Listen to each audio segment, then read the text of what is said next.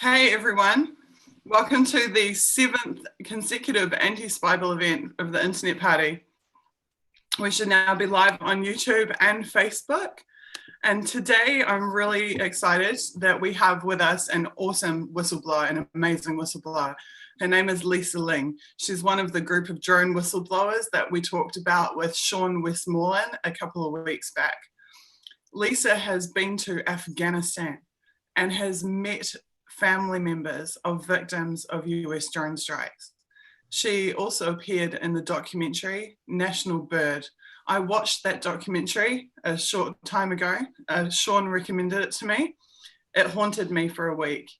It is one of the most memorable and significant documentaries that you will ever see about the drone program.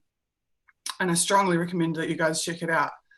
Lisa has come to us to talk to us tonight about the significance of what is occurring around the world with the US drone program, what the dangers are, and why it should be brought to a close. Lisa, please, welcome to the stream. Please, will you introduce yourself and talk to us about how you got involved in the drone program and how you eventually became a whistleblower? So my name is Lisa, as y'all know, and I started out in the military, the U.S. military, as a nurse, and eventually it became clear that I was pretty much of a geek. And so I started out in combat communications, and then my unit changed over into a drone unit. And so I was assimilated into that program. And that's where I spent my last years. So, yeah, it was pretty incredible and pretty scary.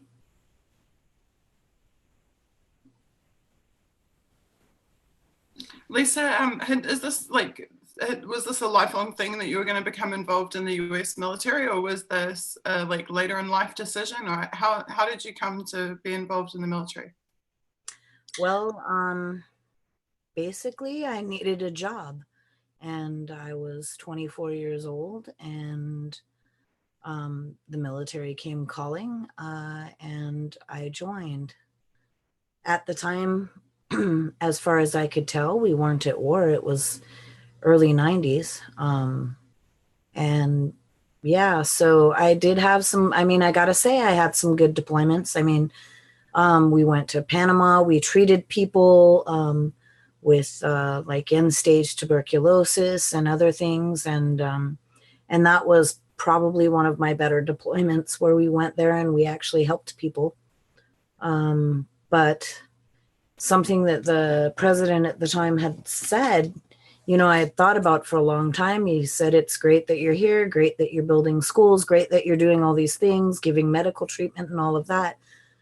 But he was really concerned and asked that we, not impose on his culture, meaning the culture of the Gwaimi Indian population there. But yeah, as it is, wars happened, and I ended up participating in all of that, and realized that basically that it's all about colonialism and extractive industries, and I couldn't put together or see what I was actually doing that was, helpful to people at home. Lisa, just moving on from the early 90s and you joining, what was it like to be in the military in 9/11, 2001? Hey everyone, welcome to the 7th. What it was like to be in the military on 9/11? Well, I have a connection to the World Trade Center. My family built it. They were the iron workers that built that building. And I happened to be in Washington, D.C. on that day. And basically, as we all know, that changed everything. After that day, the Patriot Act happened. Massive amounts of powers that weren't there previously ensued. We went to Iraq, which had really nothing to do with 9/11. And we've been pretty much at war or at conflict ever since. I find it astounding that people were, that there are people in the US today that have not known a time where we haven't been in conflict somewhere. Right, and there's actually like multiple generations now of active service people, right? Like you have the children of the post 9/11 deployments now coming into the military and being deployed. Yeah, more than once. Unbelievable. So before Iraq, the first invasion was Afghanistan, correct? Were you deployed in Afghanistan or in Iraq at all? I did not physically go there, no. So what was your role at that time? I did combat communications and I was deployed in the Middle East. Okay. So how was it that you became involved in the drone program? I think, was it around 2004, Sean said, was the beginnings of the drone program? Yeah, I mean, there were beginnings of it before that. But yeah, it was about 2004. And when so I was in the Middle East 2002. And when I got back, my unit transitioned to become a drone unit. And I was assimilated with my unit into this program. And you don't really know what it is until you get to the other side of that wall, until you're, actually a part of it. It's highly secretive. So how did they explain to you what the program was when they moved you into it? How did you as a military service member become aware that there are now these weaponized flying killer robots and that these are going to be used on the battlefield? Well, when I first was into it, they were Overwatch. And so basically what they did was they looked over the troops on the ground and told them if there was any enemies coming. And so it went from a life-saving kind of endeavor to something more sinister.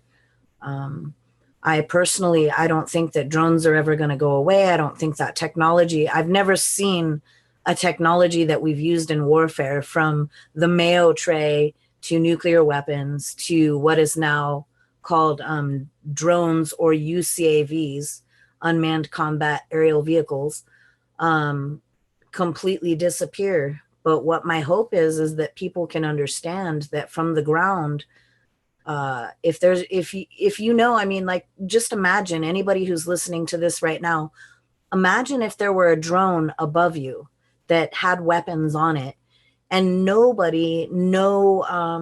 demographic is immune from being stricken. Doctors have been struck by drones. Children playing soccer have been struck by drones. Mothers, fathers, sisters, grandmothers. There's not really a demographic that hasn't been struck by a drone. And if you had a drone over your head and you don't know where it's going to hit next, maybe the next time you turn around, you're going to see, your grandmother in pieces, how would you feel? To me, that is the very definition of terror. And I don't believe that we can fight a war on terror with terror. And I couldn't imagine that if that's the only thing that some of these people see of the Western world, how are they going to feel? And, blowback is a thing. There are people who have, attempted terrorist acts, or, who have said that they've done it because one of their family members was killed. And if that's all they know, how can you blame them for being angry? Yeah, sorry guys, I heard my audio was a bit low, so I've just put a headset on. Hopefully that fixes it. one of the most striking images from the war in Gaza, the most recent war in Gaza, was children playing soccer in the streets with a drone visible above their heads. So it's clear that this is a reality that people are being forced to live with. Like, imagine just going about your normal day in a city and having a flying robot, for want of a better term, with that is armed with bombs that could drop them anywhere, anytime, literally flying in plain sight above your head. To me, that was just the most terrifying image.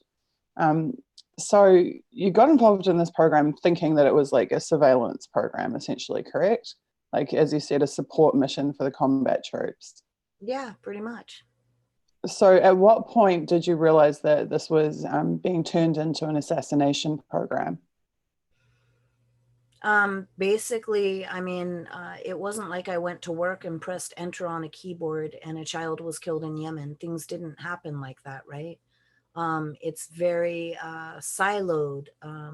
The responsibility for killing is distributed amongst many people.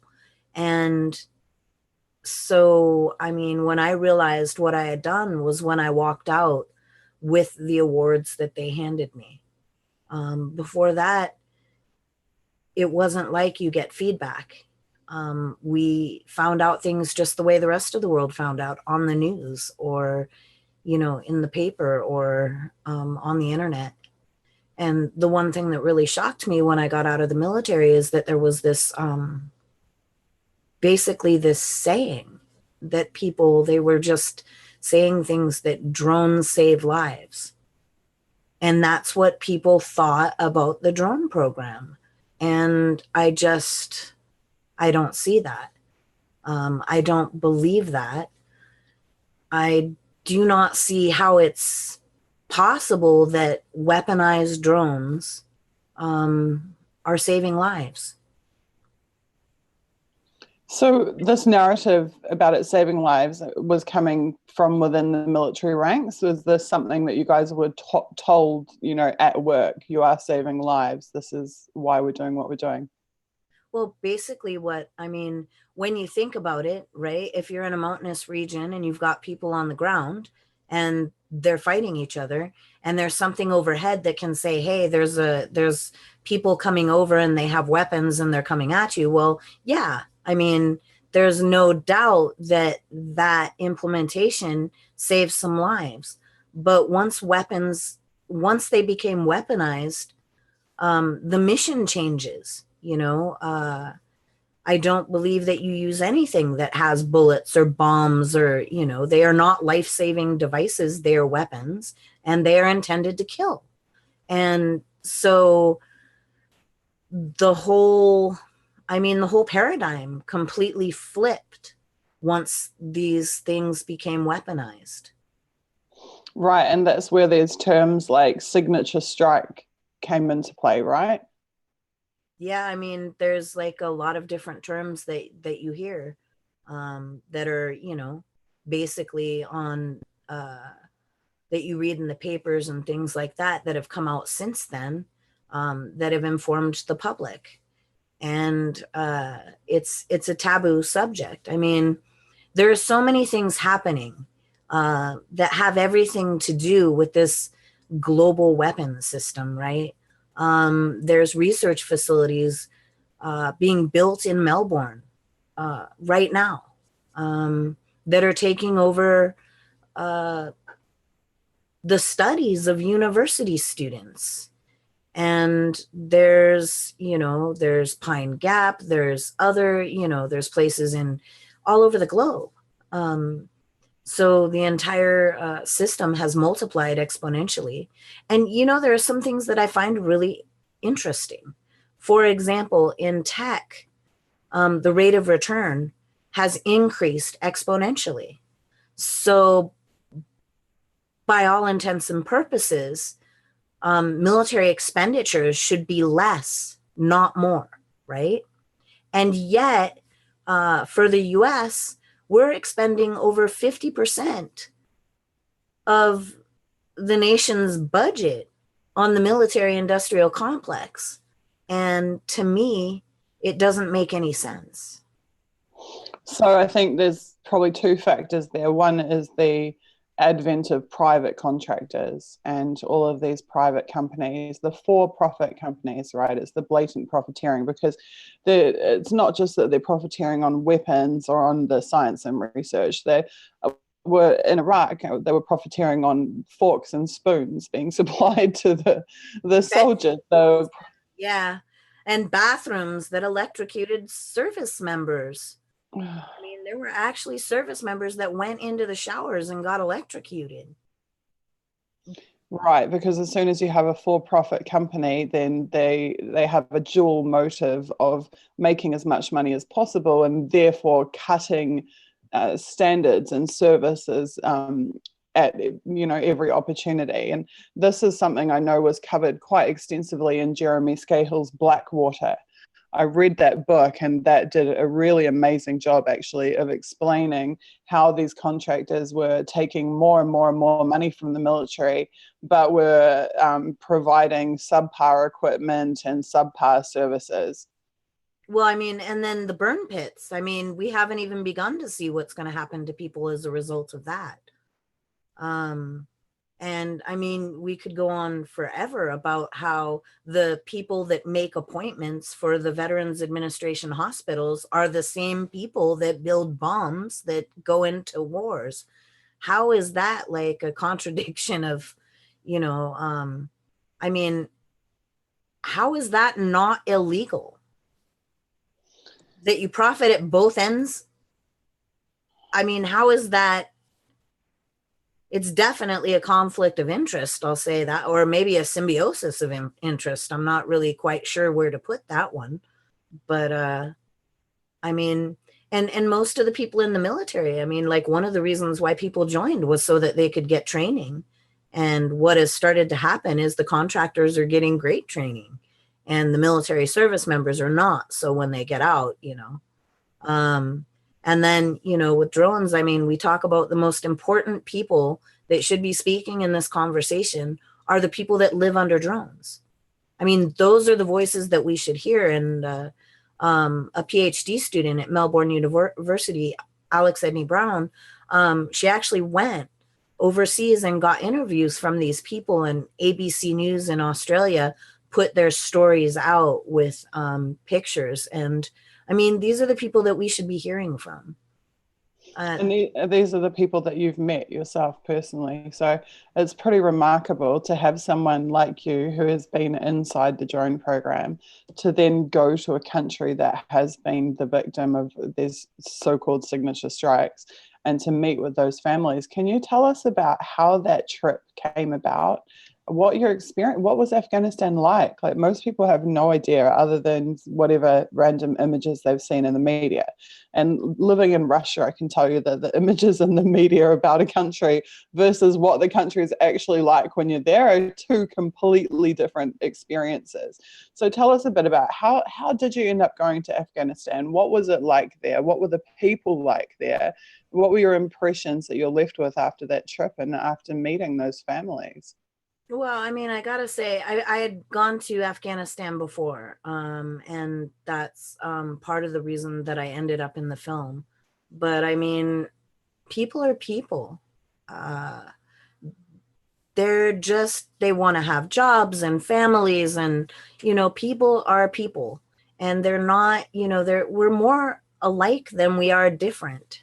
And I mean, it is pretty incredible, like within the drone program and within all of this technology, one of the biggest pieces that's taken out of it is the humanity. And I just wanted to go there and see these people, to be able to look them in the eye. And what I found was that there are some pretty amazing Afghans.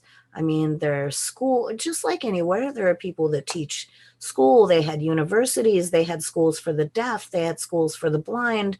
The Afghan peace volunteers are a lot of young people from Afghanistan that want to see change in their lifetime. And then there were the victims. And how there are people that are completely devastated. And the one thing that isn't mentioned in the film is the hospital that we were at was all run by people who were amputees or people who were injured, not only as a result of the war, but as as a result of many things. But that was an amazing facility that has done so much to help people. And I mean, we like to look at, in war and in hegemony and in colonialism, we like to look at other. We never want to look at our own side of the street. We want to create an enemy. And when you meet these people face to face and you realize that, they put their pants on one leg at a time, just like anybody else. And their mothers and fathers and sisters and brothers and kids that just want to go out and play. And yet they're afraid of the sky. I mean, there are children there that are afraid of the sky. They don't want to leave their house. They don't want to leave where they're at. And how is that not terror? And terror is wrong no matter who does it, I try to ask people just to imagine living like that. And people will say, well, it's just like any other airplane that has bombs on it. No, it's not. Because the other airplanes, they come, they drop their bombs and they leave. And I know this sounds trite, but you can go, phew, they're gone and I've lived. But with drones that are always there, there's no respite. It's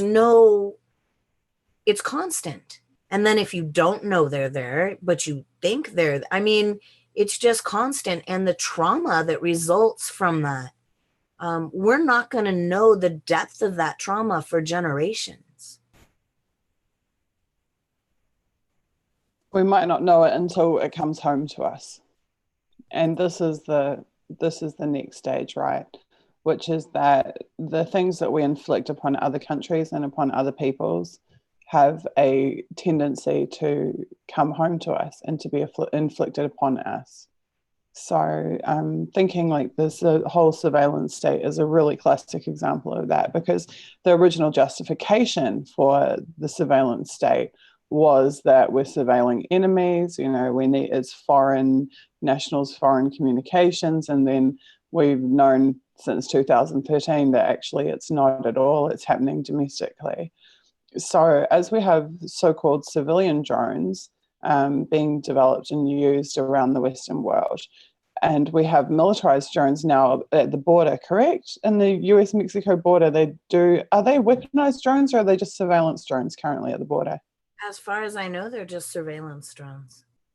Right, but then the question is how long until the weaponized drones are in South America? And how long until they come home to us? Do you see that as the future? So, basically the drones that are out there right now, they're not meant for developed countries. That's, they're meant for developing countries. However, BAE Systems and I believe Northrop Grumman are both working on a stealth drone. And stealth technology in aircraft is meant for the developed world, for places in the world where they have, anti-aircraft missiles and that kind of thing. And if these are getting developed, then they're being developed for, they're being created for, places like Australia, places like the US, places like the United Kingdom, places like China, places like, developed places. And so to have any idea that this is not going to come home to roost is to be delusional. At least, and then if you look at the surveillance state, if you look at the fact, I was in the UK and I swear to God, this is a true story. I was in the bathroom and I looked up at the ceiling fully expecting to see a camera, when I was growing up, we didn't have cameras everywhere. We didn't have anything we had science fiction, which is now coming to roost. You know, we had stories, Star Trek and that kind of thing. But when you think about all of the surveillance that's going on, and then we have to think about that there's been prejudice in the Western world for years. First Nation people have always been oppressed. And this is the data we have. And this data is then being fed into systems that are creating artificial intelligence. You know, what we're looking at is, I mean, even the brightest minds, you know, had a conference at Asilomar in California. And they said that this could be the end of humanity. And really, we need to start listening to what they're talking about, because we're on a slippery slope. The trajectory that we're on is destruction. It's, ultimately, and it's all connected. I mean, it's connected with the extractive industries. You know, I mean, right now there's basically a weapons race, and that weapons race is for artificial intelligence, drone technology, and that kind of thing. And one of the requirements for that is rare earth minerals. And so then you're looking at the extractive industries. Not only is there, you know, coal and oil and all of that, and then the amazing things is the things that have happened after 9/11, right? For us, it's called the Patriot Act. The legislation that has come about out of fear. I mean, everybody's willing to, you know, okay, we can allow this to happen, but, you know, take a listen to what Edward Snowden is talking about. I mean, what he's talking about is, you know, I mean, having privacy is a kind of freedom that, I mean, that we can't afford to lose. And that's the direction that we're going.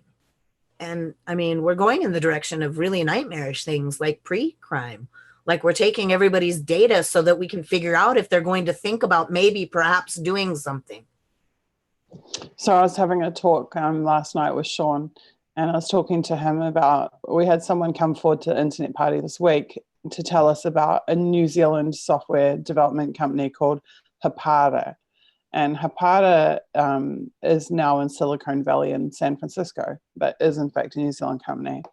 And what they've done is they've taken the Google Classroom teaching suite of teacher tools, and they have created, this is in my words, not theirs, because they put it in marketing speak, of course, but they have taken the same remote access technology that is embedded in the spy software, like Hacking Team software, the software that's used to monitor activists and journalists and supposed to be terrorists, but in reality, anybody who dissents around the world. That same monitoring software that is covertly installed on all of our devices is now being openly installed on the devices of school children. And through this, essentially it's a plugin, an add-on to Google Classroom, Hutt. The teacher can, in real time, access the computers of any of the students. They have like a list report of all of the students' emails. They can browse through every email they send, all their communications. They can see every link that the student ever clicks on a browser. They can they collect all of the classwork and everything of the student, and they feed it all into the Google Cloud. So absolutely, that's Google Analytics. So exactly, which is integrated with the surveillance state. So now the spy agencies can spy on every single school child. And not only that, but they retain that data, they ingest it and retain it forevermore. So in 40 years' time or 30 years' time, when they're targeting X, Y, or Z, they will literally know what they studied in school, everything they ever wrote, their communications from when they're 5, 6, 7, 8, 9, 10, 11 years of age. They can read your emails now. So this is the advent of spying being taken right back to the beginning of your formative years. So this is not just like, you know, them spying on adults or people who are of age. They are now spying in bulk. It's mass surveillance of children. I mean, that's what it is. It's mass surveillance of children, and it's socializing the children to believe that they have no privacy at all times. Nothing they write will be unseen. Nothing that they study or are interested in or anything. So they've gone through the whole suite. So they have not just the classroom side, they've got the calendar side. They know when the kid's going to soccer practice. They know that everything the child does. They have the entire child's life. It's academic life, it's extracurricular life. What do they say? Out and ingested. What's the marketing strategy? I mean, are they saying that we don't ease of use? Look, I'd love to show you actually, because it's quite unbelievable. They have I sat there and watched these YouTube user videos. It's the training videos that they give to the teachers in the classroom. And they're like, ease of use, convenient management of your class, keep an eye on everyone at this, no problems with their, safety, classroom safety, educational safety. We were at Standing Rock, okay? I mean, this is the thing about the safety thing. It's not a rabbit hole, I promise. But they had me, so they had blocked a road, and I'm driving up there, and they changed and rerouted things, and where they sent me, so I'm driving down this perfectly, where they took a snowplow and cleared the road, and where they sent me was this unsnowplowed, totally tundra road, and they assured me that the reason why I was going that way was for my safety. And so every time I hear that's what I think of. It's like, okay, this is for your safety, and I can just imagine. So Occupy Wall Street in New York City, when they had the 600 people arrested on the Brooklyn Bridge, if you watch the live stream footage, the police officers, the marshals stood there and funneled everybody onto this bridge. And they're saying, for your safety, you all need to go onto this bridge because this is where you can all stick together and everything will be fine.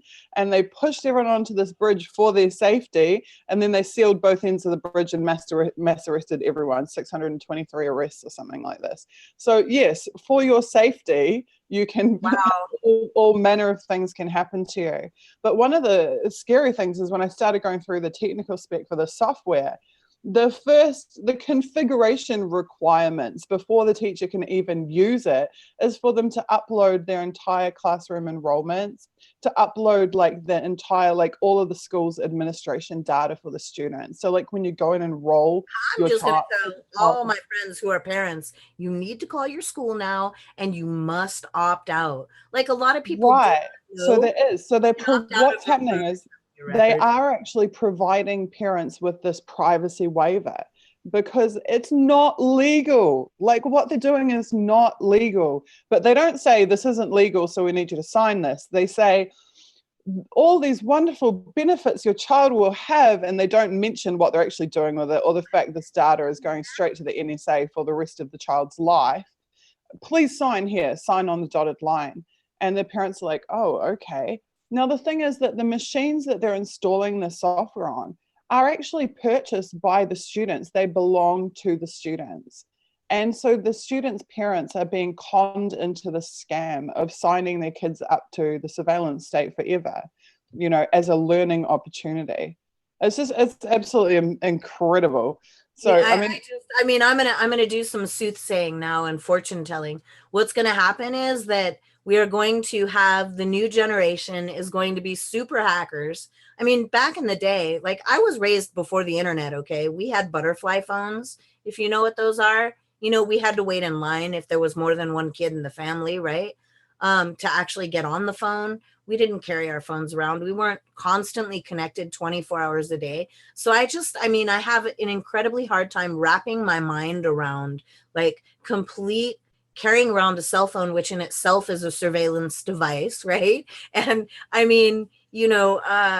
just have a difficult time. And then when the internet was born, and we had those little word games, we had Pong, right? And when the internet was born, what they called all of these devices, unobtrusive devices, right? We called them net nannies. And now there's net nannies on steroids. Do you remember that terminology? It was net nannies, right? Yeah.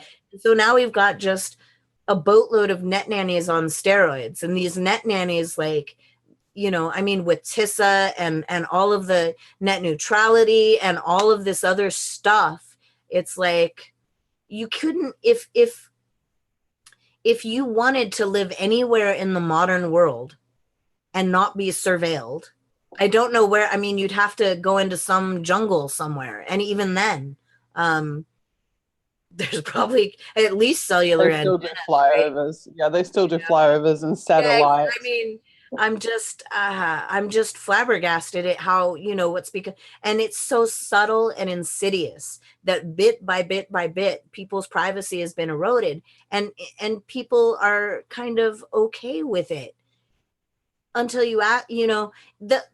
recently the credit monitoring agency was hacked, and pretty much most of the United States records just got whisked away.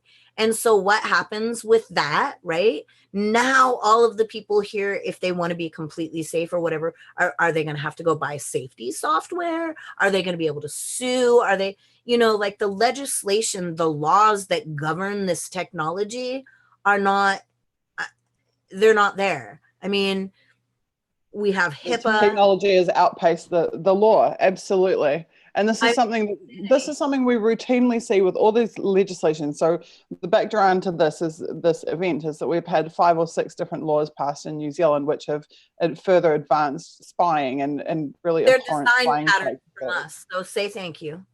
Absolutely it is, and absolutely there is sister or brother, big brother legislation, versions of the legislation all around the Western world. But the thing that what I've noticed is that they push the technology, they employ these new tools with no law in place, then they get caught out on it, and then they legislate it.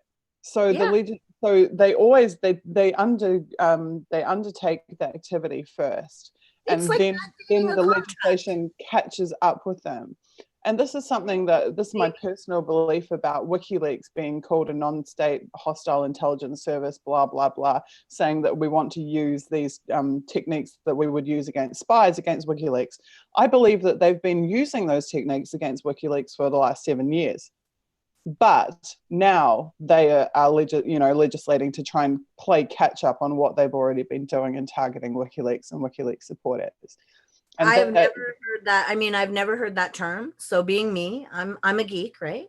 So I picked up a dictionary and I looked for what is a non-state hostile actor? Like, it's not in the dictionary. Like, I haven't found it written anywhere. I Googled it a few times. Manufacture one. I'm just going to quickly show you this, and then we're going to get back into drones because we've drifted pretty far off topic. But I'll just show you this because you asked about how they sell the spy software of kids. I want to show you what it looks like when they're selling the future. Because I mean, Google sells this data. This is the other thing. So all this data that we're giving them about our kids is literally going to be for sale. So this is how they market it. See the past, present, and future of visibility in the classroom. You don't even have to leave your desk. Visibility. See the past, present, and future actually sounds like organize and monitor. Sorry? I'm looking at the bottom. Yeah, absolutely. Monitor. But see the past, present, and future. This is what Snowden and Greenwald have been talking about, right? The collector all. They want to collect it all, and they want to collect it. It's like intergenerational. So their end goal is literally to collect all data about every single person on this planet. Doesn't matter if you're a criminal or a terrorist or whoever. These are kids. They can't be criminals. They can't be terrorists. So, just to go back to drones, right? Yeah. Why are they collecting all of this data? I mean, if you look at this, I'm a data geek, right? So if you look at all this data, what is this data going to tell me? Well, it's going to tell me how children learn. And what am I looking at? I'm looking at artificial intelligence. And what do I want to know? I want to know how to teach this artificial intelligence to do stuff. I want to teach this artificial intelligence how to have dog fights with fighter planes. I want to teach this. And this right here is a plethora of data, and there's very few companies that can store this data. So let's say Google is one of the companies that can actually store this data. So this is like your child's life being monetized and sold from an internet service provider. And all of this technology is going to go into, so if you look at ProTap Pratap Chatterjee just came up with a report. He's from Corp Watch, where it talks about drone technology, and it talks about all the sensors. It talks about all kinds of stuff. If you haven't seen it, I believe the website is it's Corp Watch. Just Google Corp Watch, and it's one of the first things on there. And basically what we're talking about is we're talking about platforms, right, for surveillance technology. And if we're going to take artificial intelligence and we're going to put it on these platforms, then we need to study some things. How do human beings learn so we can teach non-human beings? So we're going to go from algorithms and code, from having It's 1 o'clock. From having code that basically says 1 + 1 = 2 to 1 + 1, and then it gives us another database, and we have to rate all, or the computing, the algorithm rates all of the things that are in the table that's supposed to be part of the answer. And I know that I can go geeky on people, but basically we're leaving it to a machine. And if this is going to inevitably have to do with who lives and who dies in a weaponized system, I mean, this is insanity. And all of these things and all of this data, it's just building up. And people who are not geek-like don't see it. They see, wow, I can actually find where I'm going on my phone. Or, wow, I don't need to go to the bookshelf and pick up an actual book that has words in it called a dictionary anymore. I can just look at my phone, and it is remarkable. It is absolutely remarkable. But if you look, like one of the things Sean says is that, you know, when you're talking about weaponized drones and all of that, that it, like your cell phone, you know, is a connected thing, right? And so everything now, including your child's schoolwork, your child, where they go, if you put some Bluetooth finder on the kid, I mean, all of it's going to be collected and consumed and redistributed in ways that we don't even know. It's not, I mean, it's not ending. And we have, you know, there's not been any studies on what this actually does to the human psyche. You know, we've not done any studies on the impact this is going to have on toddlers. I mean, this is crazy. I mean, if you told me that I was going to be thinking about these things when I was, say, 18, I would have said, I'm going to open a tinfoil hat store. Would you like to be my first customer? But today I'm looking at all of this stuff, and it is frightening. And it's starting out with the same as it always has, with the Black people, with the brown people, with the first world people, with the indigenous people all over the globe being some sort of a test bed for what the future is going to look like. And we haven't even begun to talk about abuse of the systems and potential abuse of the systems, because all of this can be tampered with in various ways by nefarious interests, including the Google Classroom software. I mean, what about the temperature thermometers that are going to go up or down when you come home? Or if it's connected, it can be hacked. Internet of Things, you know, right? It's the Internet of Things, you know. Yeah. And it's not that technology is bad. I love technology. I really do. I think it's great. If it's ethical.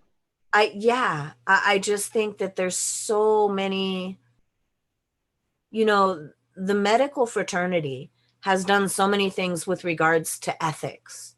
And there are so many, the Hippocratic Oath, you know, all of that. We're not going there with, well, first of all, like, I don't know that there's anybody out there in the world. If anybody can, and you're on the text thing when we start doing the Q&A on this, please let me know. Define an enemy combatant. Somebody out there, define an enemy combatant. Tell me, is it somebody carrying a weapon in the proximity of troops? What is it? I think that the public has the right to know what this is. You know, and I think the other thing the public has the right to know is, where does my privacy end and begin? You know, our Constitution affords us this privacy, this reasonable expectation of privacy. And today, I couldn't begin to tell you where my personal privacy begins and ends. So in New Zealand, they've gone so far as warrantless cameras inside your house. Actually, they've given themselves the ability to preemptively to install video cameras in your home, in your domestic, they call it domestic visual surveillance. That's their term for sticking cameras in your house and then filming you without a warrant. And it's for the express purpose of collecting evidence, which they can then use to get a warrant to then continue doing it to you. So this is how far we've come in New Zealand. This is one of the reasons that all you can do is laugh, because it's just I just so don't even know sick. what to say. It's just so sick. It's so sick. I mean, at least I've got a copy of 1984 here. They had one screen in their lounge, that was it. We don't have one screen in our lounge. We can have our entire house on camera without a warrant. We've now exceeded Orwell. We've exceeded Orwell. Yeah, totally. You don't even need a camera, though, because if you have Wi-Fi in your home, there are actually devices that can figure out where you are. And then if you have a Zumba vacuuming your floor, if you have whatever's connected, it's insanity. Yeah. This is why you see, like, every device that I have, stick it. Like and it has been that way for years. I mean, even back 2012, this is our devices, our cameras are all stickered, everything. But yeah, this is what they've done. And you talk about the pre-policing, the predictive policing and stuff. This is the legislative side of it, where they are now they're covering their asses so that they don't even need a warrant. And the reason they don't want a warrant is because they don't have any evidence to provide for the targeting. So they're trying to find ways that they can find the definition of what makes a target.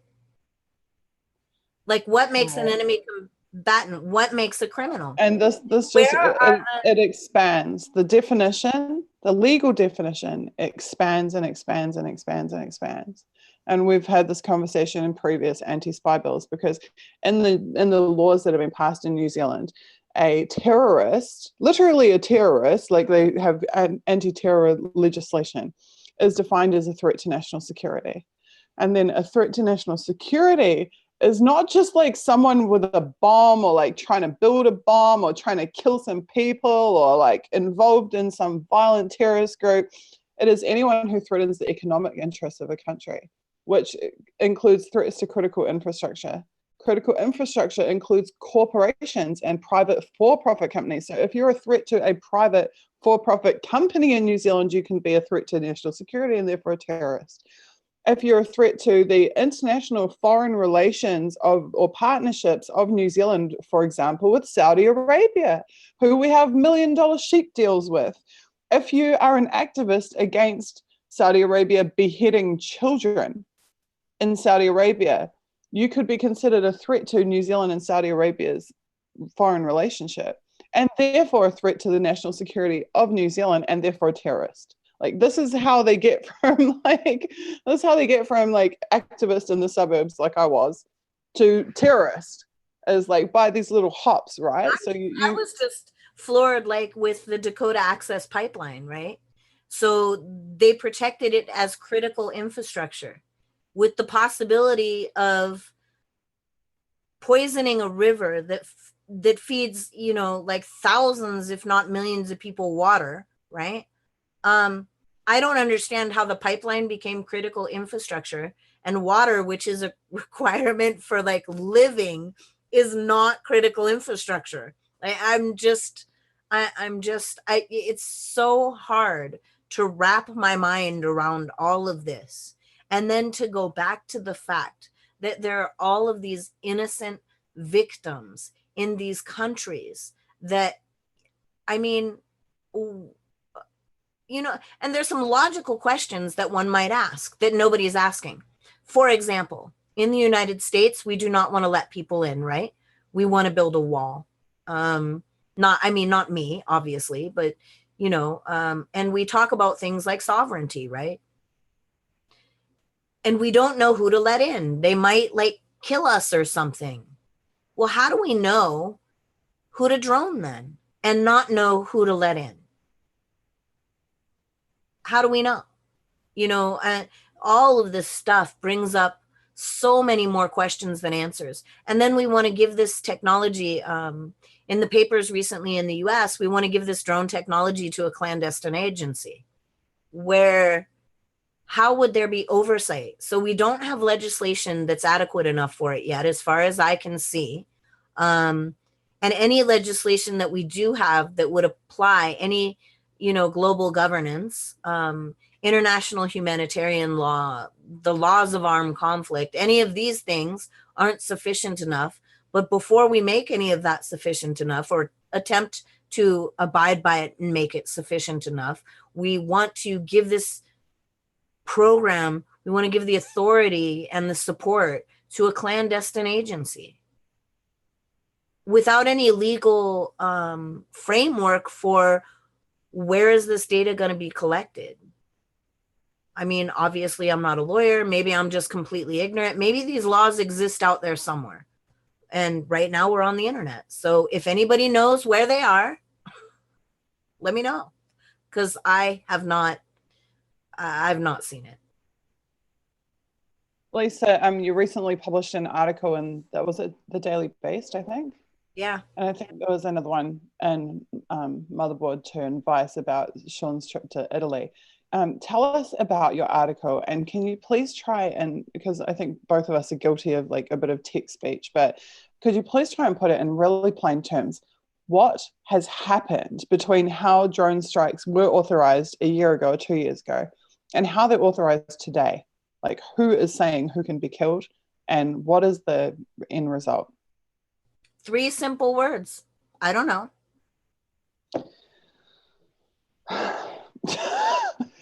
You don't know. We don't know. You know, it's not, yeah, we don't know. And this is part of the problem. I think that at least let's, you know, maybe it doesn't have to be specific, but at least in a general way, we should know what's being done in our name. I mean, we don't know what, I mean, you know, you see what you see on, you know, on open source technology like the web and such. You can see things like they had these, you know, different little collections of information that said, go get this guy. And then you also saw that people hid their cell phones in plastic bags. And so you never know who had a cell phone. And then we have to take a look at and consider this, right? A lot of people in developing countries don't know what date they were born. Like a lot of the things that we call identifiers, or PII, personally identifiable information, they don't have social security numbers. They don't have you know, they don't have any recollection of the exact date that they were born. They don't have the same identifiers that we have in the global West. So how are they identified? And is this where the biometrics is coming in? So we did an episode, actually our last episode was with some amazing Indian activists and academics about the Aadhaar biometric database, which we know that the CIA has got their hands on in its entirety. And that database is being used not just to identify people by the Indian government, but it's being used by banks, by telecommunications companies. And it's gotten to the point where if you don't hand over your fingerprints at your mobile phone provider, they won't give you a SIM card. Insanity. I mean, and then you have to take a look at, like, on all the experiments that I've been reading about biometrics, they're usually done on white people. They have a higher success rate. They just did one on a dating site recently to find out how predictive it was to tell if people are gay or straight, right? And they did the analysis only using white people, because obviously with the refraction of light and everything like that, they're going to have a higher success rate on facial recognition with lighter skinned people. And we're looking at, again, oppressing people of color. I mean, not only is our entire history oppressive, so the data that we're collecting to teach artificial intelligence has to be repressive, but the actual technology that we're using is oppressive. So backing up a little bit to we don't know who is authorizing the drone strike. So we had the presidential kill list, right? This was one of the big revelations by The Intercept, and it was originally drone whistleblowers from recollection, was it not, that leaked this information that there was a presidential kill list for the drone strikes. And there was Terror Tuesday or whatever it is, where Obama would sit down and go through this list of who was to live and who was to die, who was going to be killed by a drone, who wasn't, and would sign off the deaths. But now, my understanding, and correct me if I'm wrong, is now what Trump has done is he's decided he doesn't want to have a kill list or Terror Tuesday. He's got other stuff to do, I don't know, golf or whatever. So he has said, hey, CIA, Central Intelligence Agency, you know what? You guys can decide and you guys can do it. Is this correct? Well, no, I mean, I haven't heard that they said, okay, you know, that the CIA has carte blanche on the decision making. I haven't heard in our news media who makes those decisions. I don't know that it's been out there. I mean, I wouldn't say that transparency is the norm. They'd rather keep it secret. And so again, we get back to this place of not knowing. I mean, what, you know, even the laws themselves are secret. So. Okay, so let me. And obviously, I mean, there's a lot of stuff that I can't say because I do like being out of prison. It's very comfortable. But I'm just going to show you what I'm talking about here. So if we look here, Trump gives the CIA power to launch drone strikes. So this is 4 hours ago? No, this is March 13th, 2017. So this is so it came up again. So apparently it didn't happen then because it's recently come up again. Right. So he's saying the new authority is a change in drone policy from the Obama administration, the Wall Street Journal reported.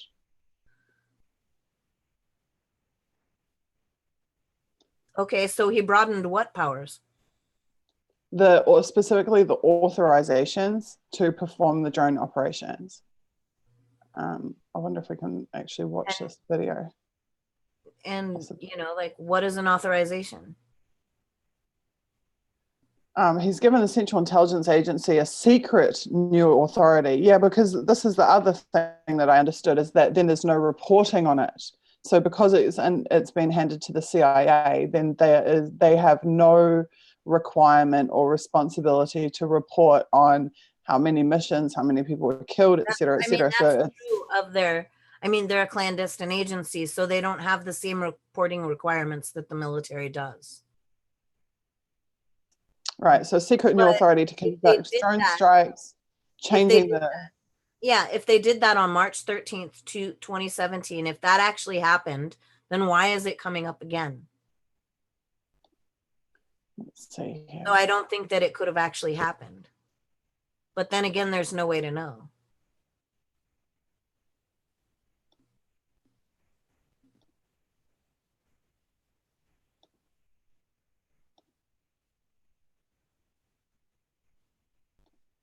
Right. Right there, the CIA wants more powers to carry out.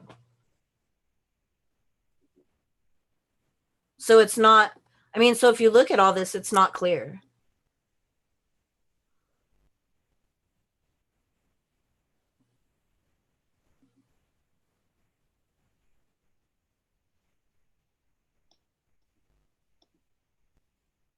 Oh, it won't load. Right. I mean, if you look at it, it's just not clear. Right. But that would be pretty concerning, right? If this was now all moved under covert ops and therefore we had no ability to access any tangible reporting. I don't think you couldn't put all of it there. I mean, I don't think that would be even possible because we still have a military and all of that. So part of it would be under them and part of it would be under the military, and, you know, and it would still, basically the bottom line is the legalities would be unclear, right? And what actually happened would be unclear. And it's a slippery slope. So there's absolutely no oversight for this global behemoth of a power. And that's that I would like to point out, that not having oversight over such a huge destructive thing is a problem. So the other thing I understood is that the CIA actually has its own drone fleet. Don't know about that. Yeah. Here we go. I mean, you can read a whole bunch of things in the paper and they'll contradict each other. Oh, of course. Of course. So, yeah. Yeah, it says like the Navy has its own, like basically all the branches of the military have their own drone fleets now. So it's no longer that it's a centralized like thing. And the CIA definitely has its own drone fleet. So it just expands and expands and expands. It's expanded exponentially from the moment I walked into it. So on that really depressing note, I bet we're a hit at parties, right? I would rather talk about, someone said, the election's over. Why are you going to have an anti-spy bill event? And I said, because the issues are still here. So of course we're still going to talk about them. Like the day that people aren't being killed by flying killer robots, I will stop talking about drones. And the day that our environment is not being destroyed, I will stop talking about environmental destruction. People can't get their heads around the fact that it was never about votes for us. It was never about trying to be a politician. I mean, for God's sakes, politicians got us into this mess. The ruling parties got us into this mess. The idea that their system, which broke our planet, is the solution to fixing our planet is completely counterintuitive. What's going to fix our planet is doing things differently. So just having an election or standing, I mean, to be honest with you, I ran as an act of protest. Yeah. That's really why I ran. The idea that I would be, of all people, would be a politician is just completely madness to anybody who knows me. But I ran to say, screw you guys who have broken this planet. I'm going to put the truth out there as much as I can. And if we use the election as a vehicle to do so, all the better. We were never seeking to become them. We're seeking to change them. Well, I mean, I'm not even at the change part. I'm seeking to get people engaged in the conversation that weaponized drones are terror and that we should remove the weapons from them. I don't even think it's reasonable to ask anything beyond that. And, like we can say all day long that let's get rid of them. Let's try to take that thing off that people can see, right? And people can just imagine having a drone that has a weapon on it over their head, right? And people can see how, a bunch of different NGOs and such are reporting the deaths that are happening overseas. They can actually go and talk to the people that are living under drones. And it's not difficult to figure out that weaponized drones are terror. It's not hard. What's difficult is having a conversation about it. It's not difficult to understand that we're killing Black and brown people, not only in our own country, but around the globe. What's difficult is having the conversation about it and getting people engaged to do something different. And I can't blame them. There was a long period of time where I hid my head in the sand too. These are hard conversations. These are difficult things to talk about. But we have to at least have the conversation. Of course. And there's a price to pay for doing so, for having that conversation. But that is why we have to have it. Exactly. Like, this is something that I try and urge people to understand, because they look at me and they're like, but you're living in exile. Look what happened to you. You were targeted. All these horrible things happened to you. And I try to explain to them that the more people they're engaged, the less the ability of the state to target those who are engaged. So if you actually want to protect me, the best thing that you can do is scream from the frickin' rooftops. Scream from the rooftops and get as many people as you know to scream from the rooftops as well. Because every mass movement that we successfully built in New Zealand, when you hit that critical mass, the ability of the state to target and suppress it just falls over. They can't do it. They can do it when it's one of us talking, or 50 of us talking, or 200 of us talking. They cannot do it when it's hundreds of thousands of us talking.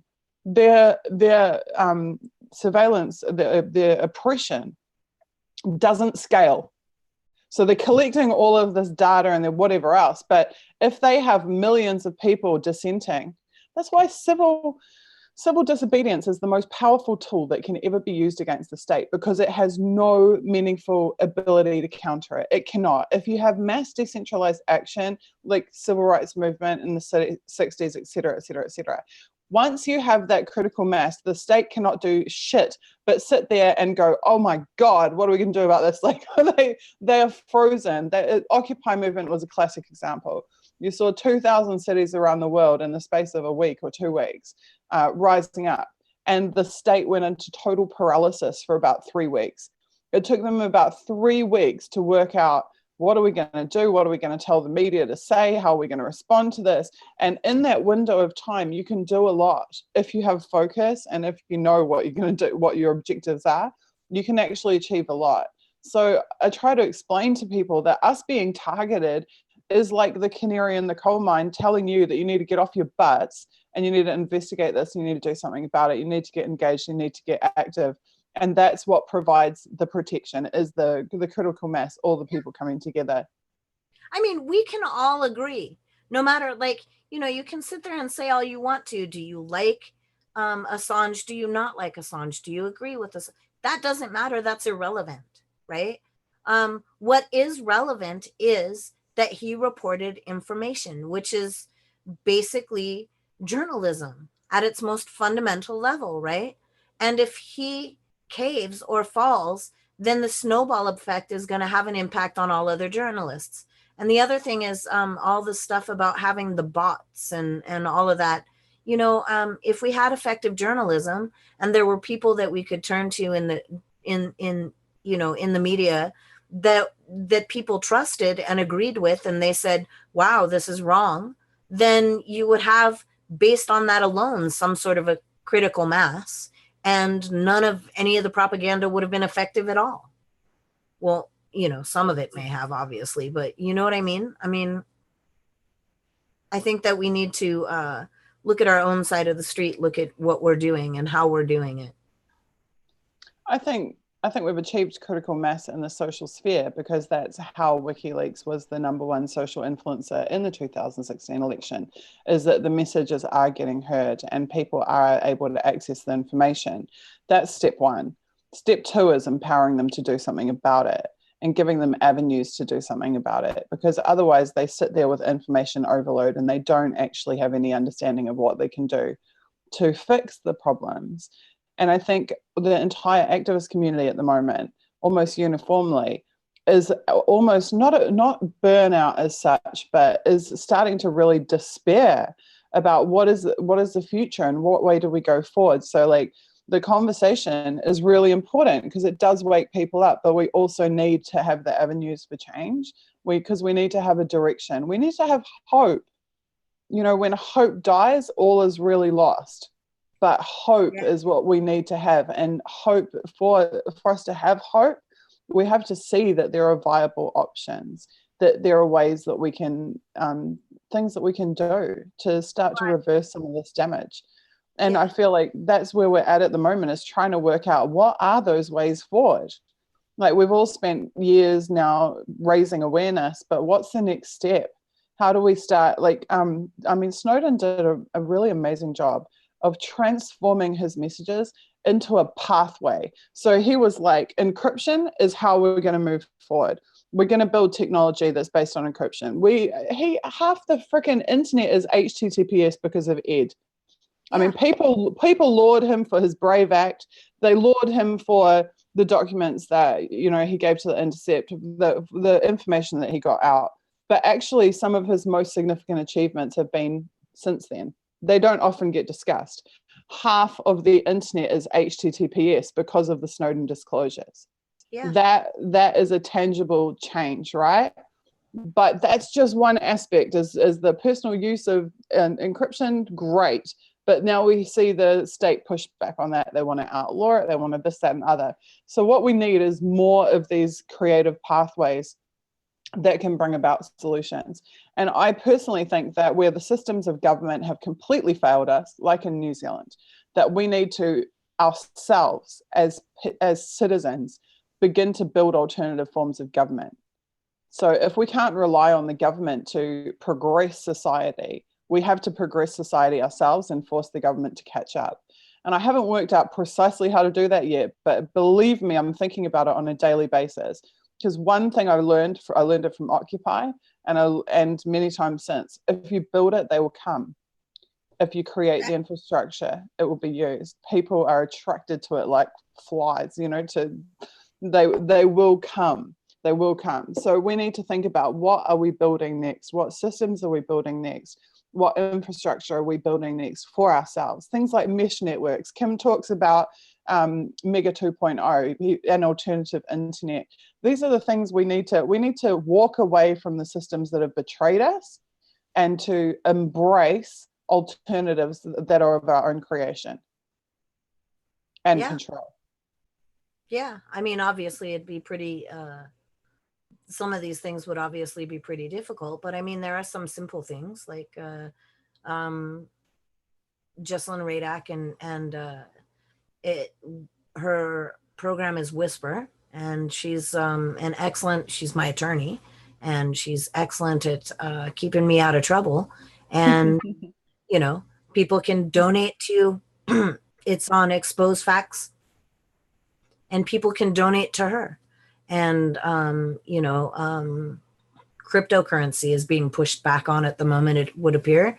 But I mean, cryptocurrency, that bypasses all of the World Bank and all of that. That's an interesting thing. Extremely interesting. It comes down to those distributed, decentralized systems, because those are the systems that are virtually impossible for the state to control. So if it's Suzie that comes up with X idea and does Y thing, then the state can come down on Suzie's head and try and destroy X and Y. But if it is a massive team of decentralized or even anonymous people around the world operating on distributed networks to build solutions, then it becomes much more difficult for the state to try to control that. So the attack in tandem, it's like, the whole goal in my world isn't to just completely topple the state. I mean, in tandem, there are people that need to be doing like real campaigning and real campaigns. I'd love to see in the US more. The US, we've got this binary thinking problem. It's either black or white, Republican or Democrat, right or wrong. I would love to see us having debates here with more parties than what we have, more than these just two parties. And I'd like to see people get into the political realm, and because it's kind of like all are welcome, right? It's like you need people in the system and out of the system. You can't just, have everyone be out of the system. You've got to have some of those. There are politicians among us. There are lawyers among us. There are people all over the globe that realize that there needs to be some structural change in order to do something fundamentally basic, save our planet. And all of this stuff is connected. All of it. It's connected with, it's connected with, I mean, we have a lot to learn from indigenous communities, right? Their mother being Earth and all of that.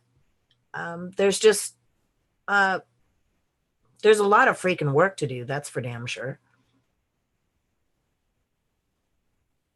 You're completely right in terms of Indigenous communities.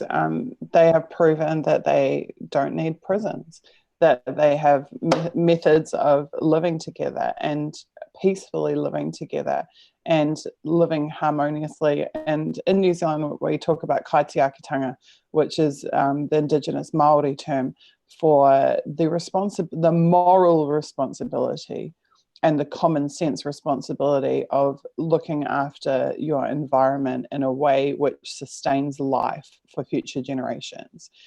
And that responsibility is inherent to your existence. It's not something that's enforced by a law, or you go to jail or you pay a fine. It's something that you are socialized into understanding from birth, that to sustain life in your society and your culture, you must be able to sustain the environment around you. So these types of core morals and core principles are somehow have been lost by the white race. And maybe we never had them, I don't know, but certainly many of the cultures that we have slaughtered en masse and stolen land from and polluted and poisoned that land, those cultures did understand that. They did have that fundamental understanding of how to live sustainably within the environment, but they also had the understanding of how to live sustainably within their own communities, without needing to exclude people. And that was one of the beautiful things that I learned in Afghanistan. I mean, they used to be the breadbasket of the world. And we've forgotten. I mean, all of the indigenous people all around the globe, they have these same principles. I mean, has anybody ever heard of a latchkey kid in an indigenous community? No. You know, I don't know if you have that expression in New Zealand, but in the US, if both parents work and the kid has a key to the house and they end up spending the majority of time in their home, that's what they called them. But in an indigenous community, I mean, the kids are all together. They can, you know, go to their neighbors, go to their friends. It's what I saw at Occupy, because our Occupies in New Zealand, at least our Occupy Auckland, we operated under tikanga Māori, which is like the customary rules, the common law rules, rather than the state rules and the state laws. And what I saw there is that they had conflict resolution processes which are completely antithetical to traditional law or traditional, you know, crime and punishment, like as we know it in Western society. So what they would do is when there was a conflict, and some of the conflicts are pretty serious, I mean, involved like physical endangerment of people and like serious conflicts, things that would be, you know, take us years to resolve and somebody would end up in prison in white society. Instead, what happened under tikanga Māori is that there was whānau, which is family, but not just family, can be extended family, the community family, not just the actual family.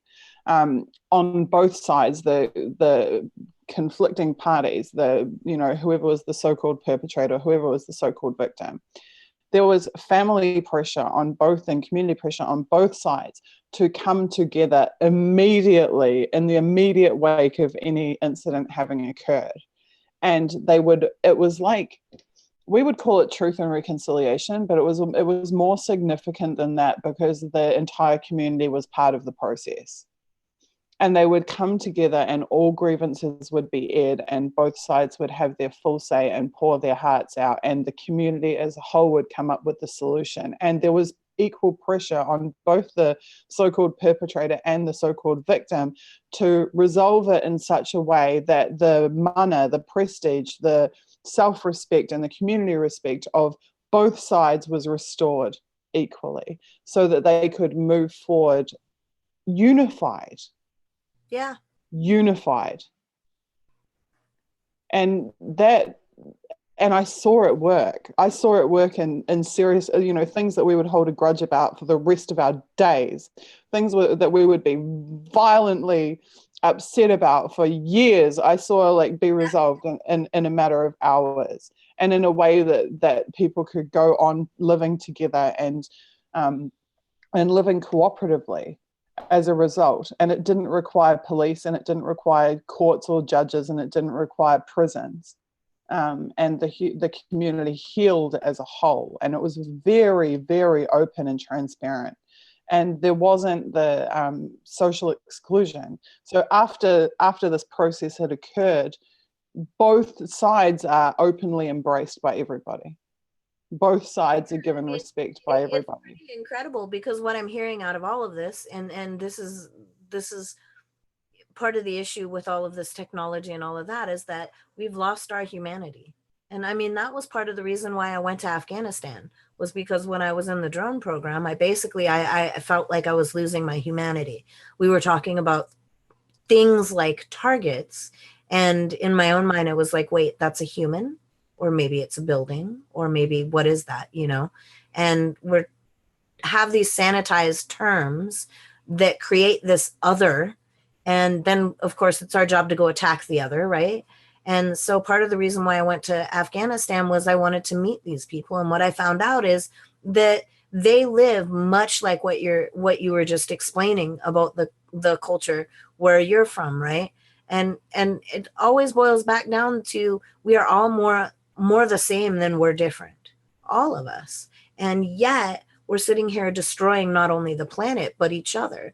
And there's all this trouble with race. Isn't even a thing, right? I mean, it's not. It's divisive. I mean, I can clearly state that I'm a mutt with Indian and a whole bunch of other ethnicities in me that I can't even conjure up and don't even know, right? And a lot of the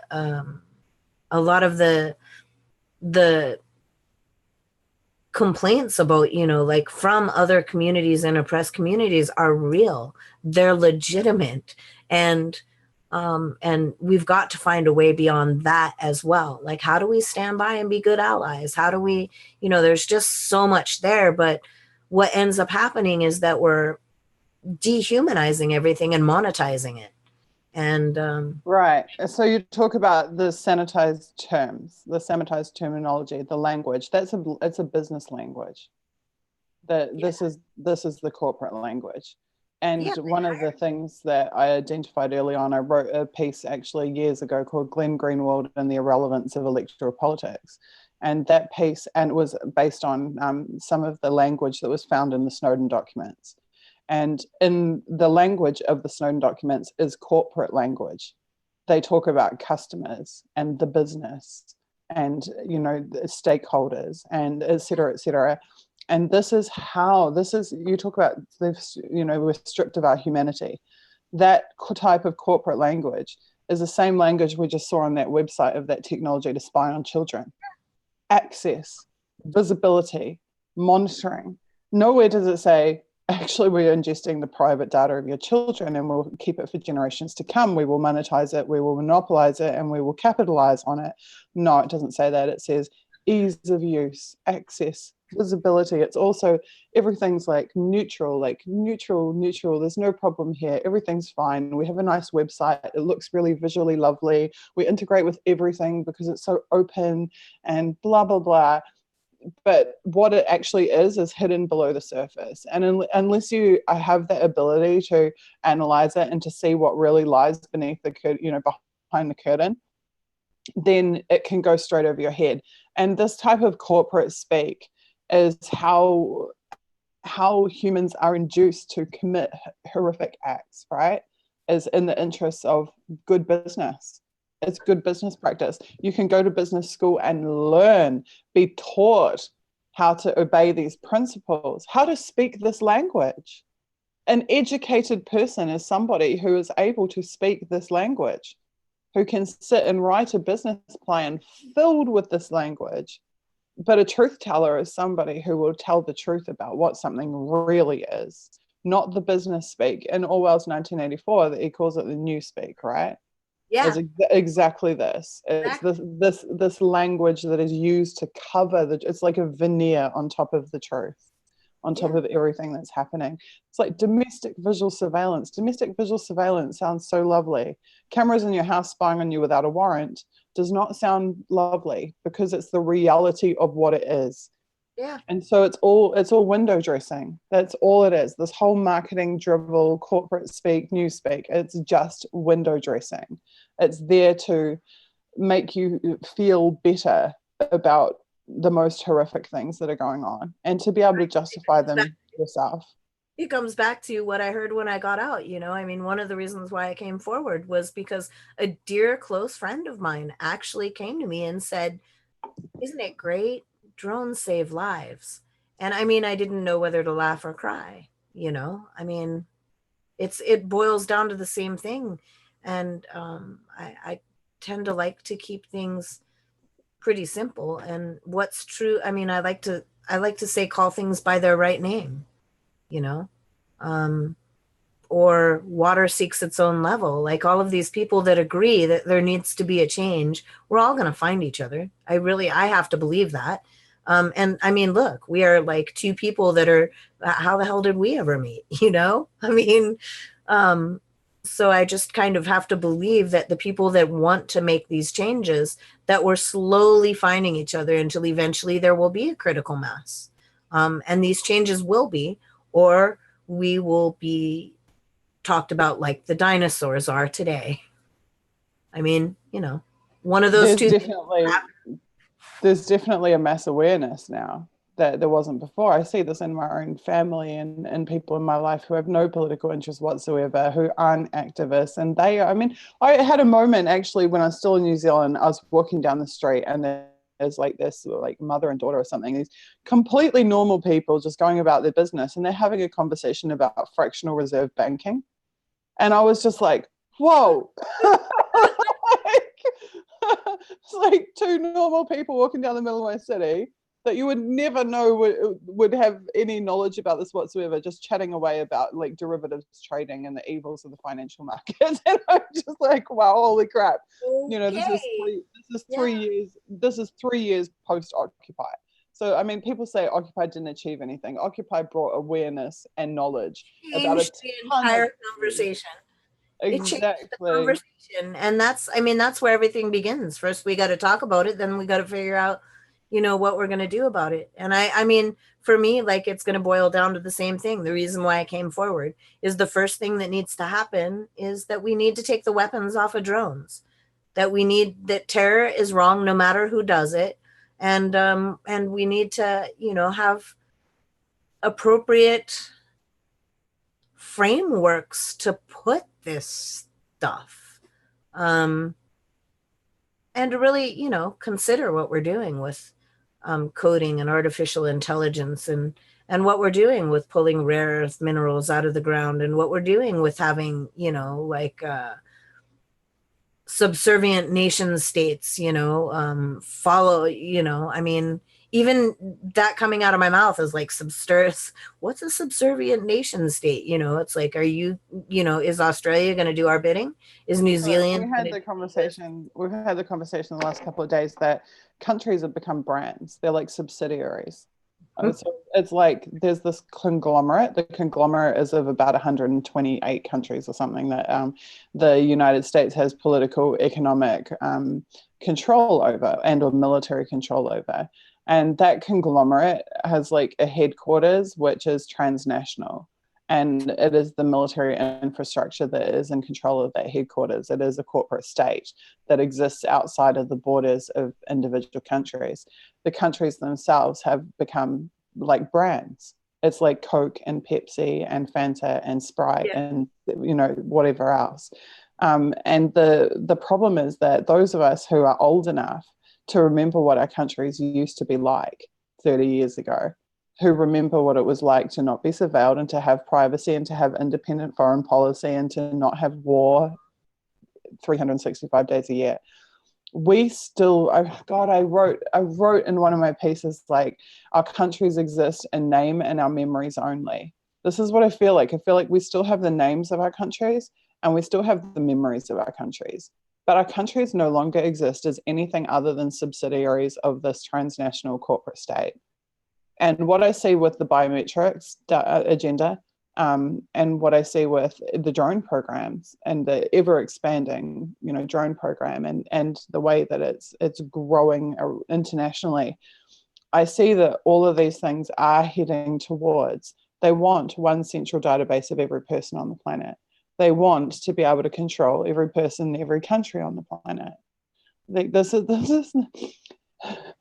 not conspiracy theory. Like, it makes me laugh that people call it conspiracy theory because there's so much freaking evidence everywhere you look. Like, it's, like, if I was just saying there is some biometric database that the CIA has hacked and they've stolen the biometrics, the DNA of 1.2 billion people, like, okay, fine, call me a conspiracy theorist. But we got the freaking emails from the CIA saying, we have compromised the entire Aadhaar database. We are now in control of all of the biometric data of India. Well, hello, like, maybe you would want to take the CIA's own words for it.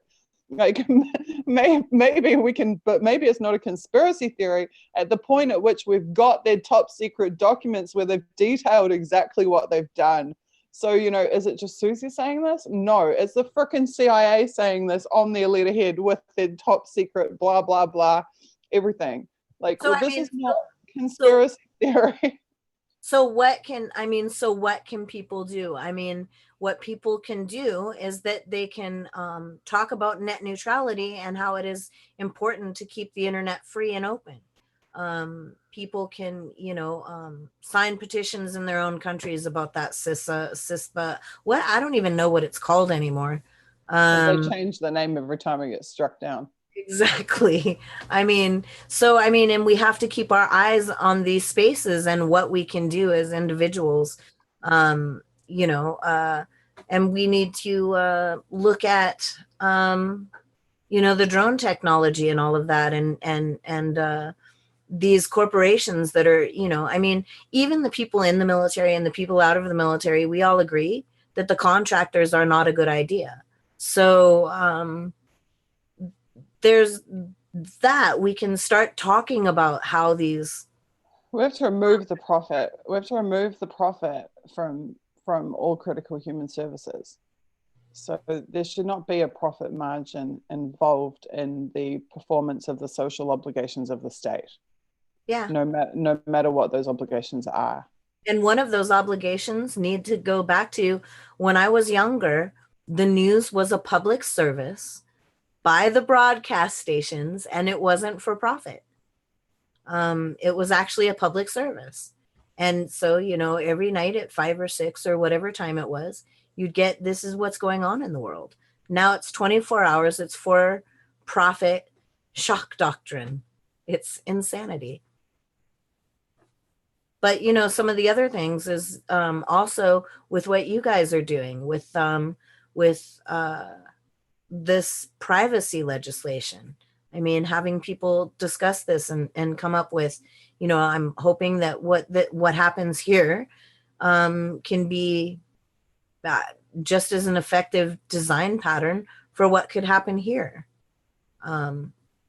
We really need legislation for privacy. Do you know that under the EU law, if you decide to take yourself off the internet, that they actually take you off the internet? I mean, they had a dispute with Google about that under the EU. We need that. It's called the right to be forgotten. Yes. So, they do have that. It's a start. So EU has some pretty progressive stuff. It has progressive stuff about anti-lobbying laws, keeping lobbyists out of the EU Parliament, et cetera, et cetera. There is a lot of really good stuff in Europe. And when you look at the social statistics, the best performing social statistics are all in like Scandinavia and some parts of Western Europe. Some parts are really not so good, but some parts are very good. I remember when I first got to Germany, going to an event there with a bunch of whistleblowers, and it was, I can't remember the name of the place it was held at. I think it was actually recently torn down, but it was this huge, big, not amphitheater, it was an indoor place, but I walked the perimeter around the building and there was not one single security camera, and I was just like, oh my god, I can't believe this. Like I'm at a place that has like 1,000 people, 2,000 people can gather here and there's not one single camera. And it was like next level for me, because in New Zealand they will put 3 cameras on the same wall. Like they will have cameras like spaced like 3 or 4 meters apart. Like that's how ridiculous it has gotten in New Zealand. It's just when was that? unbelievable. I mean, New Zealand end up with all the cameras and such? Well, look, it comes back to the safety thing. So it started out with these private localized surveillance networks, like a shopkeeper puts a camera in his shop, so in case there's a burglary. A bank puts a camera. Yeah, CCTV, correct. So, but it was a local network. It was that I made about my search to sell networks. They sold not just the hardware, not just the technology, but they sold it as a service. It's a software as a service model. Yeah. So that model, I mean, I know I'm talking to someone who understands entirely what I'm talking about, but many people don't understand. They don't understand the difference between putting your own camera up in your house and having a bubble cam on the street lamp. Soon there won't be. Exactly. And so what has happened is that when they're selling these network surveillance systems, that's where they come and install the camera for you. and then they give you a log on to the little website to check the footage. But where is the data from the camera going? It's going to these data centers, and these data centers are often offshore. The trapwire surveillance system is where they got access to the surveillance networks of entire cities, from Los Angeles to, in New Zealand, they have this network surveillance stuff. So now what happens is I give the example in my documentary of students at the University of Auckland protesting, which they frequently do, and these bubble cams are at the university. So what this means is not just that Auckland City Council is watching the protest through the cameras, or that the police are. What it means is that a US intelligence agency through a data center in Washington DC can sit and watch this protest in Auckland live. So and this is completely outside of the public contract.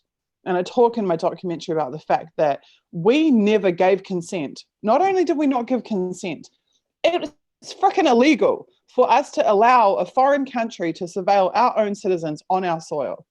That is completely against the social contract. But this is precisely what is happening. This is what is happening, is we now have certain countries in the world, like the US, like the UK, like the members of the Five Eyes in particular, who can monitor in real time civilian populations in their home cities, in their home countries. And again, it's warrantless and it's blah, blah, blah. I mean, we'll talk about warrants now. The whole idea of warrants has changed, because in New Zealand, the surveillance warrants, they changed it so that they don't have to get a warrant against an individual anymore. Yeah, there's kind of some stuff happening here like that.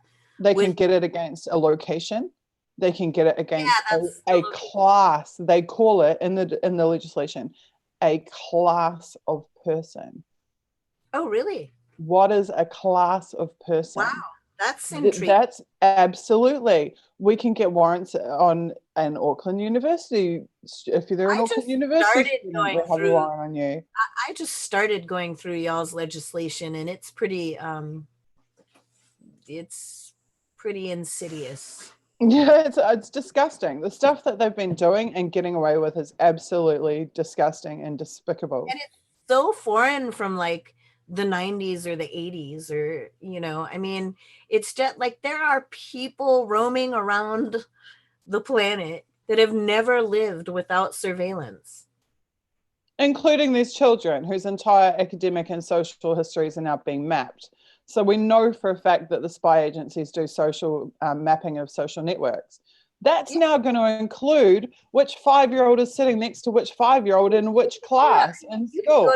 You can go to DARPA's homepage and see, I mean, all kinds of interesting stuff. I mean, it's all out there to look at. But then what do we do about it? I mean, and that's the thing. So we're, in this country, we're so busy looking at a personality, right? That a lot of times we miss legislation passing.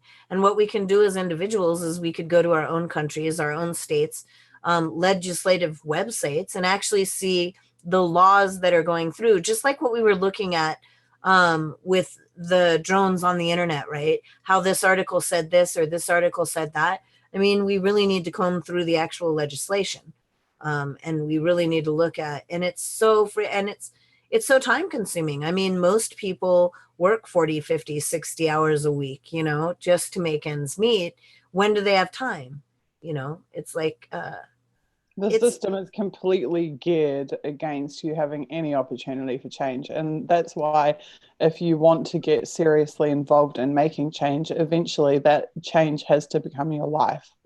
It has to. It's that simple. I mean, this isn't how I spend my time. Once upon a time, I actually had a day. I mean, even for years, as I became an activist, I was still going to my day job every day. I was still working. I had to, even now I probably should, but I've learned to be broke and destitute, but have a clean conscience. So at a certain point, I had to choose the importance of the issues that we're talking about over the importance of living a normal existence and having a normal day job and a normal life and whatever else. You have to make sacrifices if you want there to be change. You have to commit to it. So that's just that. But just a couple of things I wanted to check off. Like Blake, one of our guys, has just said, even if the cameras weren't on that network, that wouldn't stop them from being watched. So Blake, here we go. Here's a little bit of educational stuff for you. You're correct, but the method of collection is completely different. So on the network surveillance, they are able to just ingest the data by default. And then they can go back and search it. They can apply algorithms to it. They can, like these cameras, the bubble cams are like hardwired for facial recognition. They've been using facial recognition tech in New Zealand since at least 2012, probably before. They didn't admit that they were using it until 2014. Again, they tend to use these things long before they tell you that they're using them. So if you had just a local surveillance network and it's not networked and they can't ingest it by default, then they have to do a targeted collection on that specific network. So they would have to come and breach your personal local network in order to get that data and in order to ingest it. If it is in one of the old formats and it's not even in a digital format, then that is like all the better. And I keep talking about we need to go back to the future. If you want to avoid surveillance, you use a pen and paper, you use tape, you use the old analog technologies. You do not use digital technologies. When I really wanted to give the spies a headache in New Zealand, I ran a Windows 2000 XP machine. I ran Vista. They had to like wind blast themselves onto my computer because they couldn't use any of the modern exploits on a machine that was 15 years old. So this is, and you see this with activists in Berlin, it's a well-known fact that they use ancient like Series 1 IBM laptops for the same reason.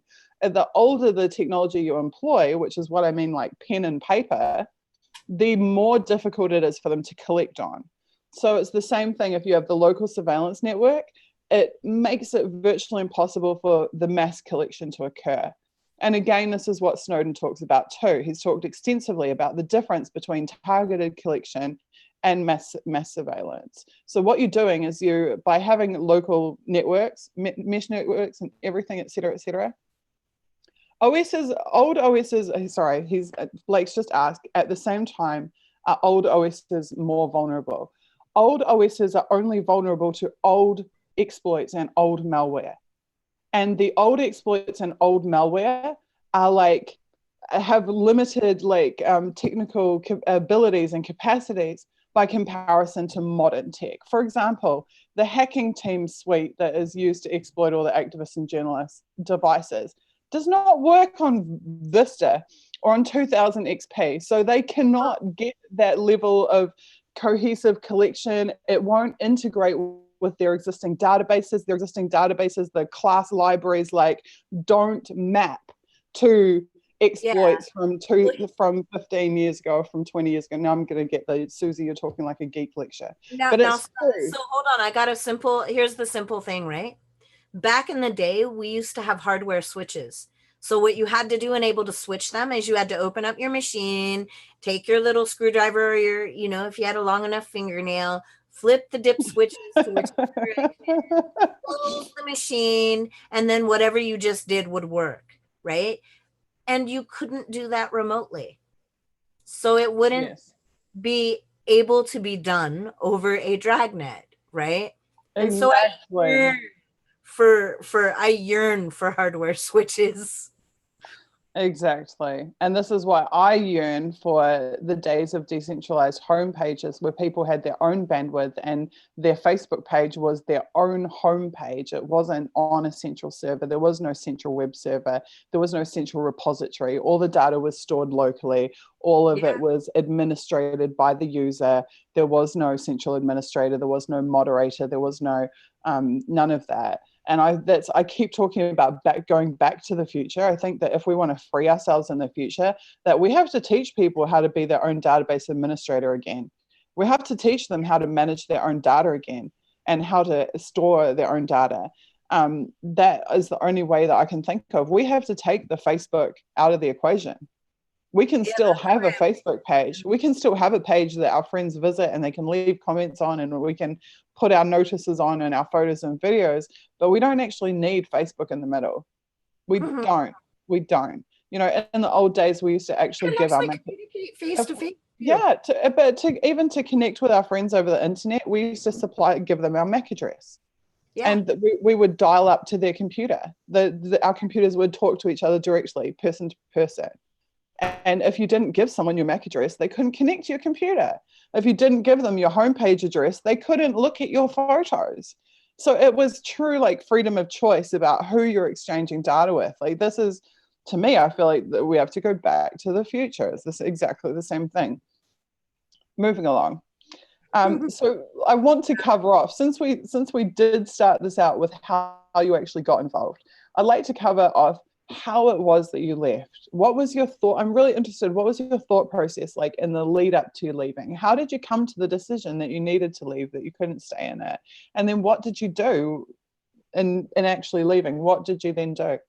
So for me, it was my end of the term of service. My service was done. Ah, okay. So you saw your contract But out. I mean, but like all of us, we had job opportunities that had large numbers on them, like, so it wasn't that, but remember, I was a technician.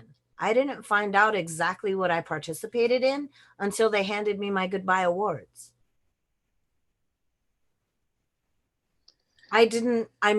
So in a general way, I could know, but I mean, it wasn't like, there's only a couple of people that basically are, that have instantaneous feedback, which, the ones that you see on TV, the ones that sat in the seat of, Brandon Bryan, or the ones that sit in the seat of the pilot, or, other than that, no, there's no feedback or anything like that. So you can't know. And then there were times, like we all got stop lost at some point, because once the war on terror began, it was an entirely different thing. So that just really struck me, because you just said that Brandon Bryant was in the seat, and by that you mean that he was at Cres. Is that correct? No, I don't. I mean, he'll tell you where he was, but I mean, he was the person who shot the laser. He was basically like the co-pilot. That's what he did. Right.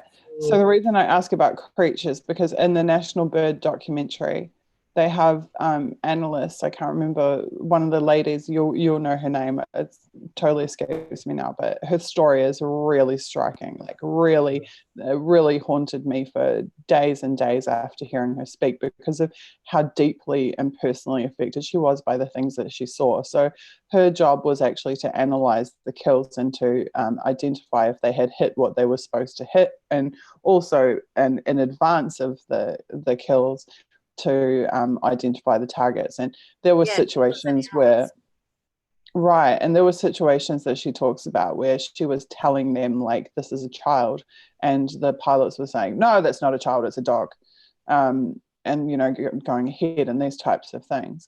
But she said that there's a line in that documentary where she says something like, it's Creech again. At Creech, they just want to fucking kill people. And she's talking about the actual base that does the firing, like where the pilots are that actually are releasing the bombs, are pressing the button to fire on people. And that really stuck with me, because as you say, it's all siloed, right? So you have like everybody isolated from each other, but operating together in this chain. And so what was haunting this woman is that even when she was giving advice, no, don't fire, or no, you shouldn't do this, that could be completely ignored and someone could say, go ahead and do it anyway. And then she was having to live with the result. So someone's saying to me, it's Heather, and that it's from the kill, a part of the kill chain. And something that really struck me, I'd tell you, when I interviewed Sean, that interview stuck with me for days and days and days afterwards as well. I felt it was like he was still walking alongside me for many days after that interview. And the reason for that is because of how deeply, visibly affected he was when he talked about it. And I saw the same thing from you at the very beginning of this interview today. In the first few minutes, you really looked like you had the weight of it all on your shoulders. Like it was, I can see the conflict between the oppressiveness of it sitting on you, energetically weighing on you, And I can see that you don't want to talk about it. You don't want to think about it. You don't want to be regurgitating this all again. But at the same time, your heart inside you is saying, I have to talk, I have to speak, I have to tell the truth, I have to do this. And that conflict between the two things is very, very visible to me. It's very real. I mean, of course, I wish that there wasn't only 3 of us actually going around talking about it at this juncture. I wish there were more of us that were stepping up and stepping forward. And I hope that, if there is somebody that has any experience in the program, I hope that they'll step forward. And I'm not saying that anybody needs to break the law, because it's not necessary to break the law to explain to people in a way, like what this is. I've not given away any state secrets. But I mean, the most important thing is, and the thing that haunts me is in the film, the number that they use. I mean, think about it. When have you heard of 121,000 targets? That's me in a 2-year period. That's the piece of paper that I got on my way out the door. And I have another piece of paper that I rarely talk about. And it's about 250 individuals. And these are awards that I'm supposed to hang on the wall and be proud of. How the hell can anybody be proud of that? And who are we defending? Like, if we're on the other side of the world, who are we defending?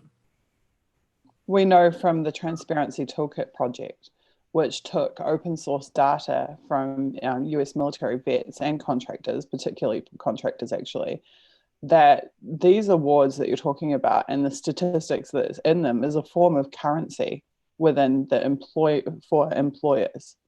So they would actually say on their CV, I was involved in targeting this many people, I was involved in killing this many people. Yeah.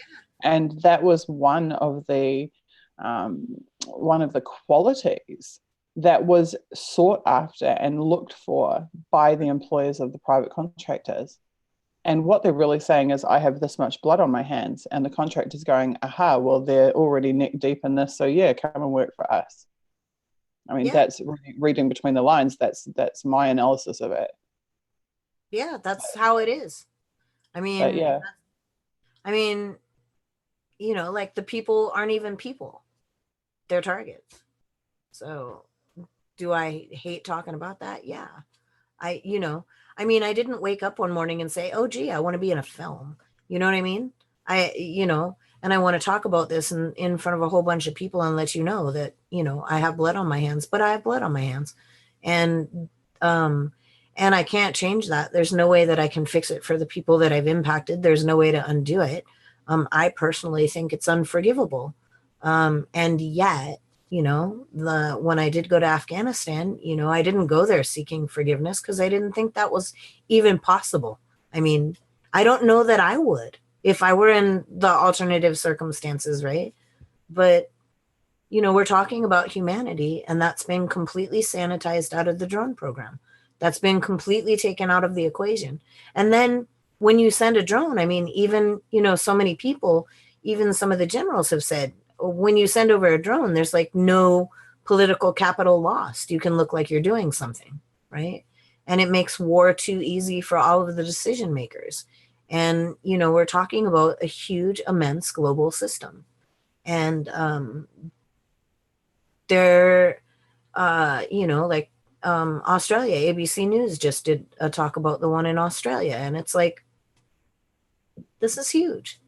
It's and many people who've worked in the drone program have said that it's like being omnipotent, that it's like being God. Brandon says that a lot, and he's right. And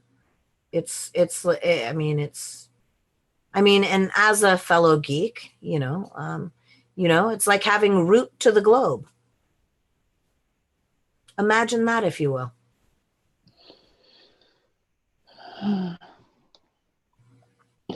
I watched another documentary that Sean sent me. He's been sending me amazing stuff, and I watched it.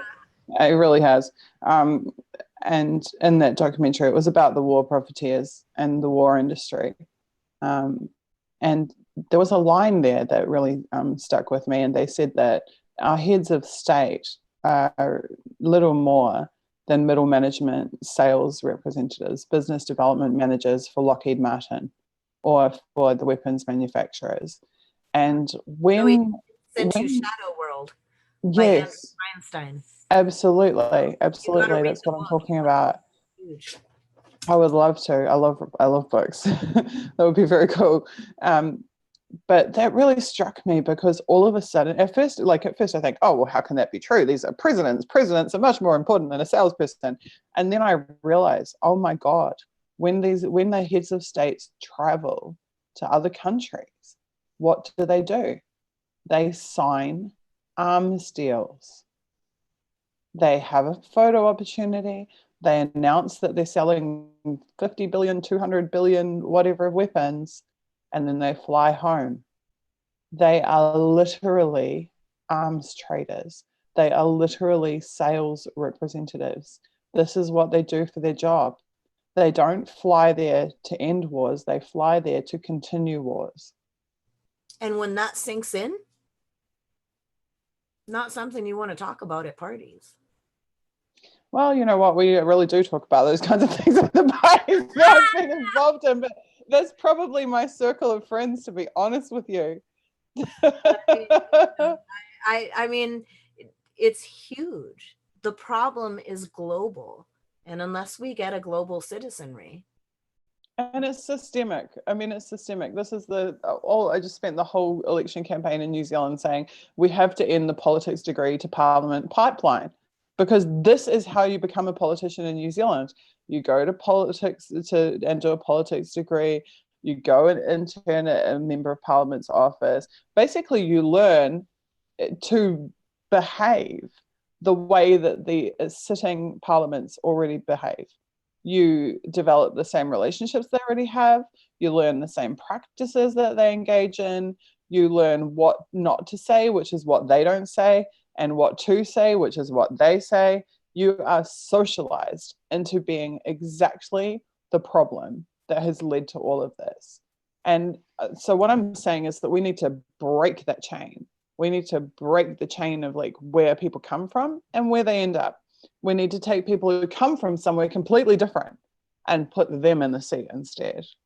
Even if that is average Joe blogs, farmer, worker, whatever. We need to have real people that haven't gone through that socialization of corruption.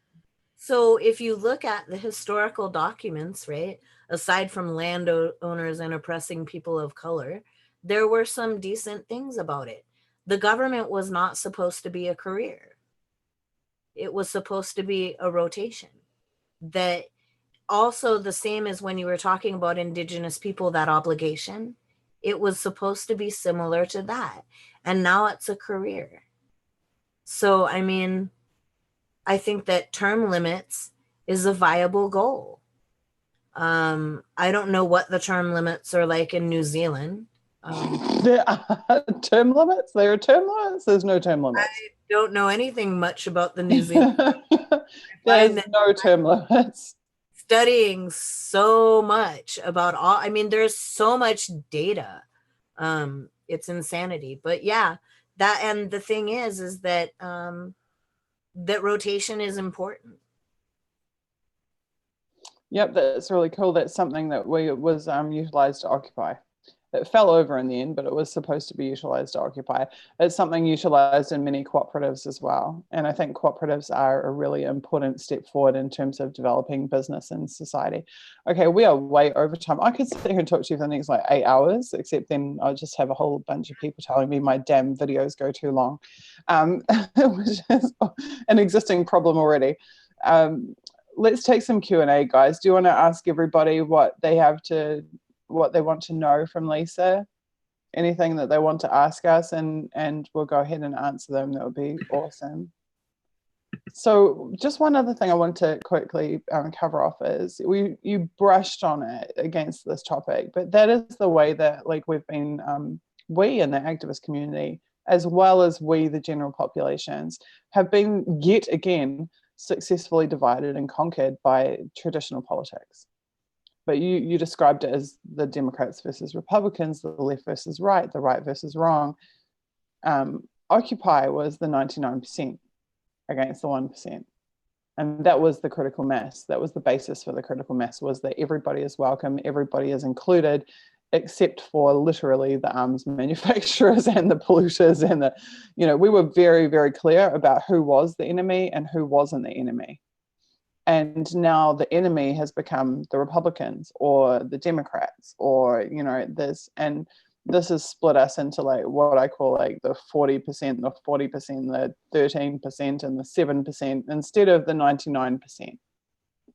So I was wondering, like, do you see that too? And how do we get people back onto the big picture and away from, because I feel like that entire system of Democrats versus Republicans exists to serve the status quo. They don't actually care, I think, whether you support the Democrats or the Republicans, so long as you participate in, the tribalism of going with one or the other and then actively excluding everybody who doesn't fit that mold. But we just said it in this conversation. We're trying to demilitarize our minds to get out of this militaristic kind of being, and we've chosen an enemy. Like, we knew who our enemy was. I don't know who my enemy is. I try to look at things as everybody is a potential friend within reason. But I think that we have to get out of that right, wrong, yes, no thinking and find common ground and make that our goal. And then that's the thing that we should do. The thing where we find common ground instead of continuously fight, like one side says, oh, we need to tell them to get rid of all drones, right? Or the other side says, we need to take the weapons off drones, that's the side I'm on. And like, which is more reasonable? Okay, well, incrementally, let's start with taking the weapons off. And then maybe if we get that far, we can go on with the rest instead of saying, I'm in this camp forever. All right. Hold on one sec.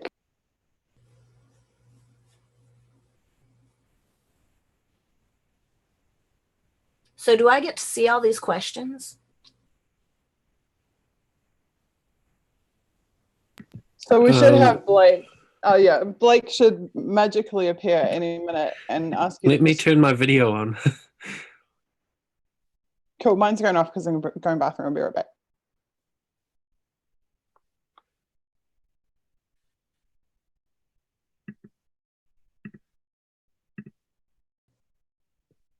So are you still there, Blake? Yeah, I'm here. Okay. So I have a few questions.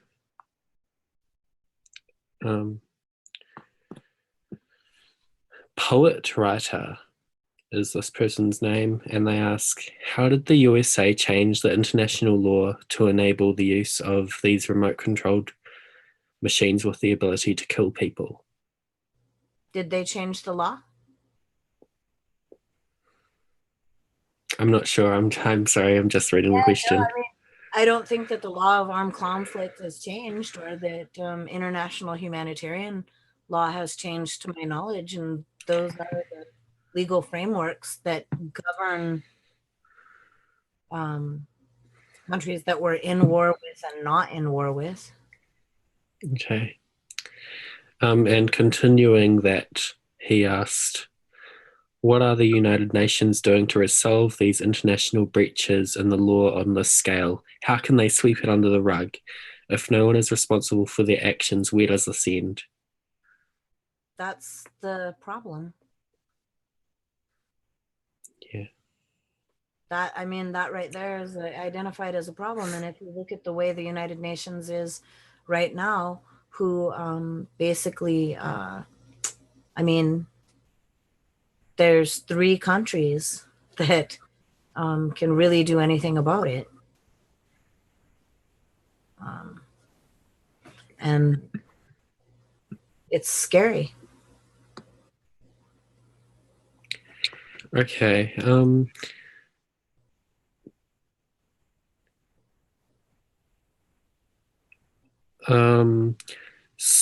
Tech Move asked, are you familiar with the Ethan Hawke movie Good Kill? And if so, what do you think of the movie? I think that So I think that all of the movies that have come out about drones can tell you certain things, right? So there was the Ethan Hawke movie, Good Kill. I think that that explains the schizophrenic existence between being in the drone program and going into your family life. That explains what can happen to people's psyche. A lot of people hated that movie, but I mean, if you, it's really hard to try and explain to people what being in the drone program was like, right? And that kind of gives you a peek into the insane nature of it. Then there was Eye in the Sky, and Sean, Brandon, and I wrote an op-ed, and we dissected that movie, and it's out there. And you can Google like Sean CIAN and Eye in the Sky. I'll try to put that. I'll try to put that on my Twitter, @retvet. And then the other movie. There was one other movie, and then there was Drone that played in Europe, and all of them show you a little piece. Eye in the Sky, there was a couple of things in there, like how a child was going to end up, basically sitting next to someone who was going to push the button, and yeah, there's so much. Okay. Someone asks, what are Lisa's thoughts on AI communicating and altering each other's code on networks? Artificial intelligence communication? Yeah, and altering each other's code. Are you talking about human or Or machine? between the AIs. Yeah. Are you talking about HI and AI?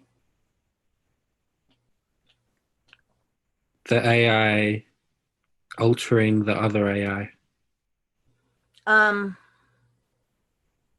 Yeah, I think that could go many different ways, and that we're not in any place. I think it's a slippery slope. I think that it's particularly scary, and the parameters to limit certain things from happening. I mean, does the possibility exist that one AI could alter another AI to be quote unquote superior to humanity or to a human being? Yeah, I'm sure that possibility over time can exist, and that's really frightening.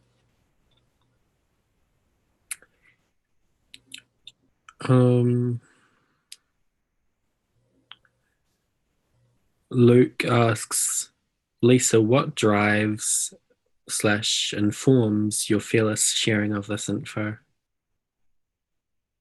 I can never make good on what I've participated in.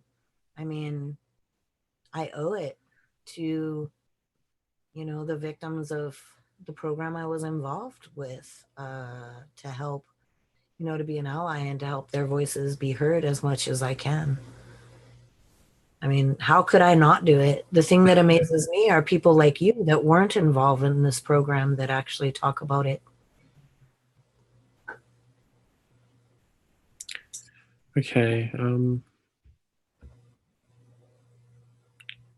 Blake amazes me too. Blake totally amazes me because he was nothing to do with any of this, and he just came on because he has a good conscience and a good heart, and he really cares. And he's the classic.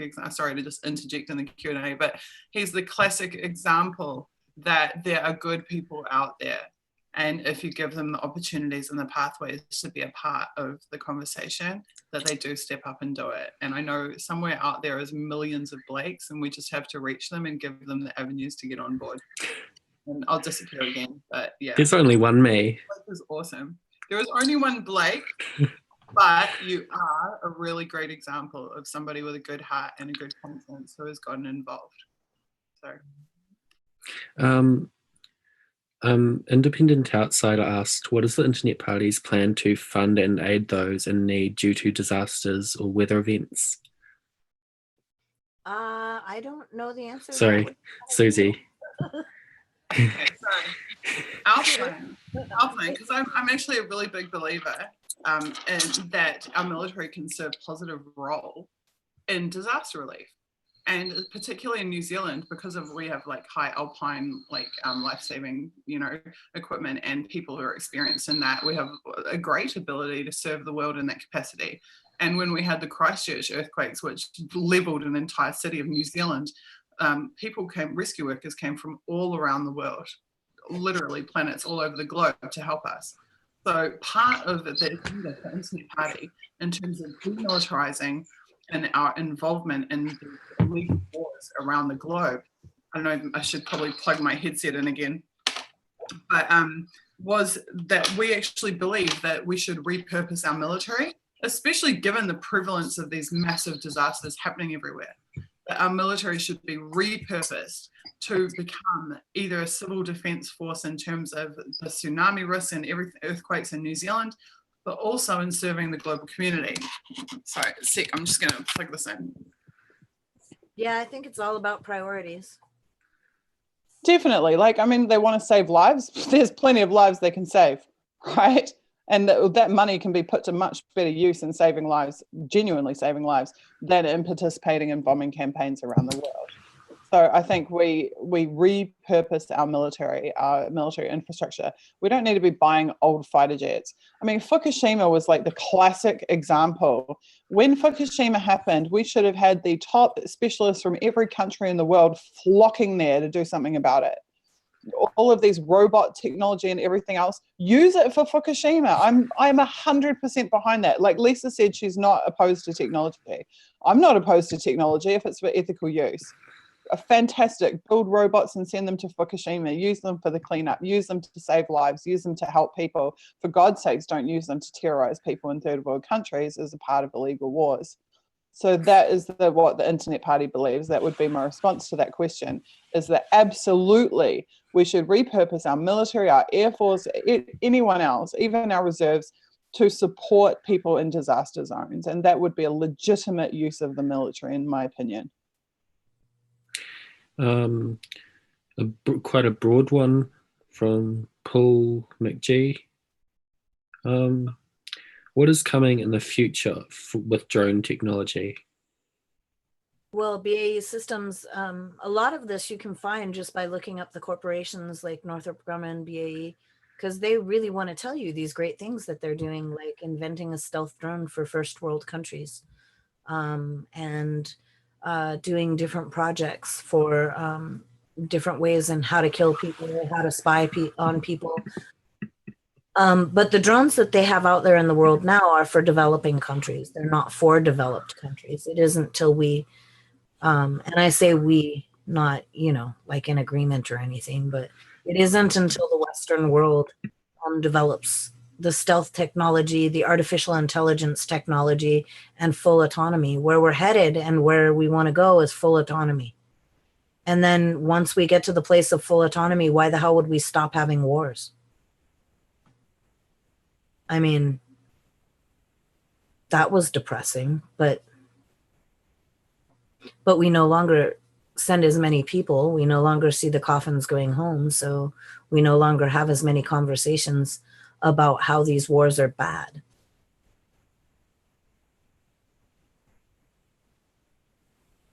They're certainly not defense anymore. Okay, that's it for now. Whew.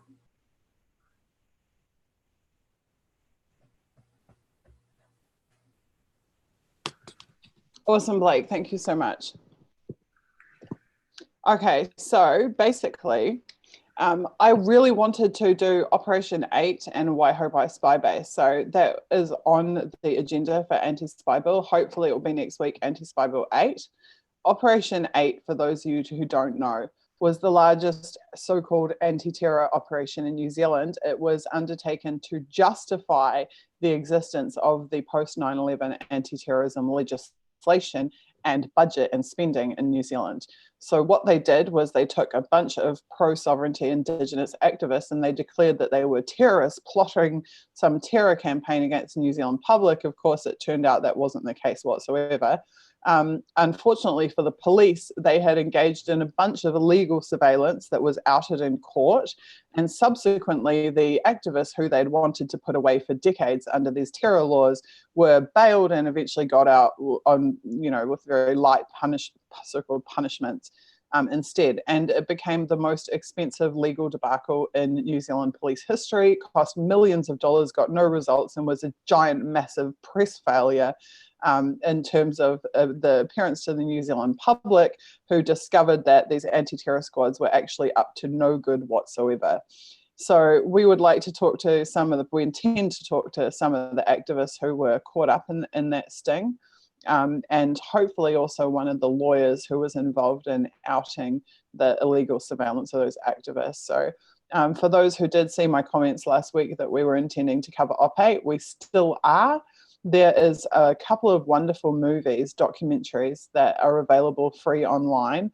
One of them is simply called Operation 8. You can find it on nzonscreen.co.nz.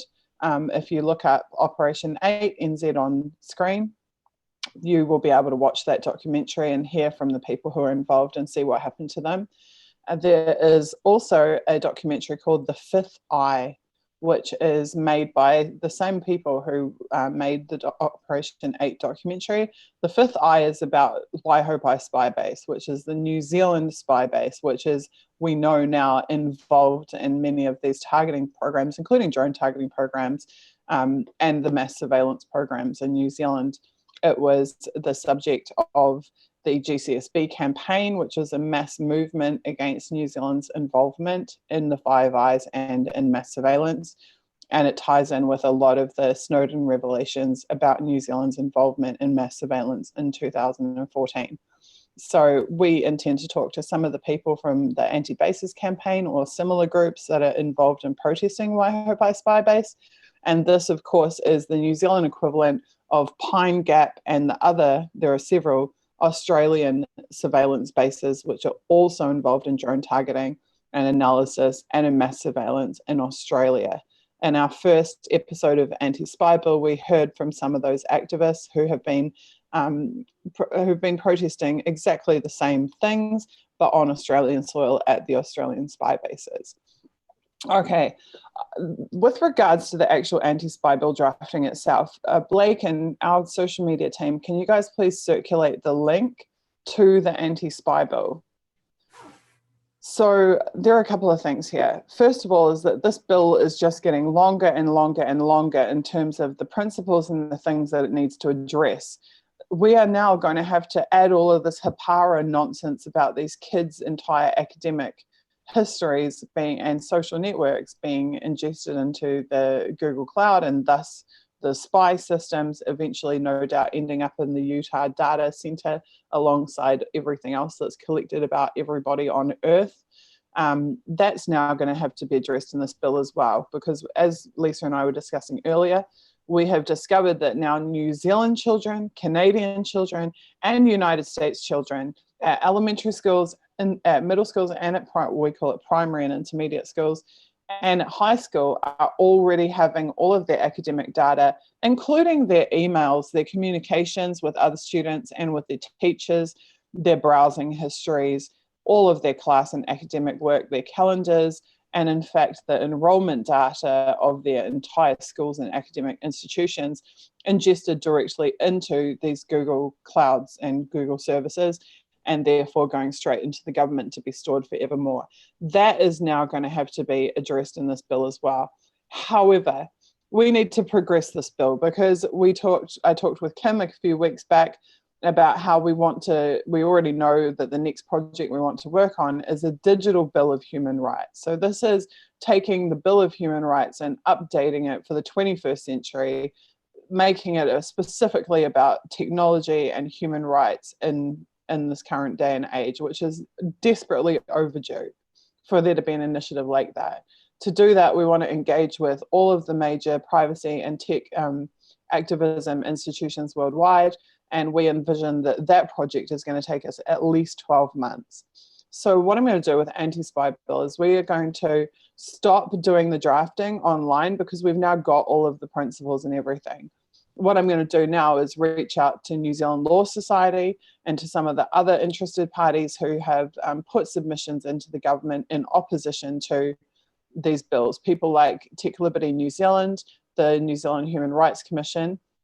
And I suspect that through the Pirate Parties International, this will actually go through to some of the UN working groups that they're involved in as well. And what I want to do is to hand these principles that we've assembled over and all of the relevant data and links that we've assembled, and to allow the experts to write this up. But we will mandate that they do it in such a way that respects and accurately reflects the principles that we have established in these bills, and that directly counters the language and the existing pieces of legislation which have been passed, which have resulted in us needing, not even wanting, needing to undertake this initiative to craft this legislation to counter it. Then our intention is to lobby the other political parties in New Zealand and interest groups in New Zealand, Transparency International, Privacy International, people like organisations like this that have local New Zealand offices, and to get them to push this for adoption. And if we have to break it up into a series of separate bills, so be it. But we want to campaign on this for the next 3 years, and then in the next election cycle as well. Because what we have learned is that if we make enough noise about something, if we get enough public engagement in something, regardless of whether we're the people to put it on the table in the House of Representatives, somebody will. So we've seen the government adopt several of the policies that Internet Party put forward in 2014. I absolutely expect that by 2020, several of our 2017 policies will also be adopted by other parties and eventually by the government. So this year we've had the government announce that they're going to convert 50% of the government fleet of vehicles to electric and to divest from oil and by those means. So this is an initiative that Internet Party's been pushing for the last 3 years. We've also seen the government announce that their intention to decriminalise marijuana. This is an issue that we were lambasted for putting on the table in 2014. So change can occur just by us having a voice, having the conversation, putting the data out there and the evidence out there, and pushing for the adoption of these measures. So that is what Internet Party intends to do for the next 3 years. We also right now are working extensively on adoption of Bitcoin, blockchain technologies in a New Zealand context. So we want to create a haven for cryptocurrency in New Zealand where we can really champion the adoption of this, because Bitcoin and cryptocurrency is just one half of it. The rest of the story is the blockchain technology. Blockchain technology can be employed by almost any industry, and I believe eventually will be adopted by every industry, because excuse the CIA mechanical flying around my head to disrupt my interview. No, I'm just kidding.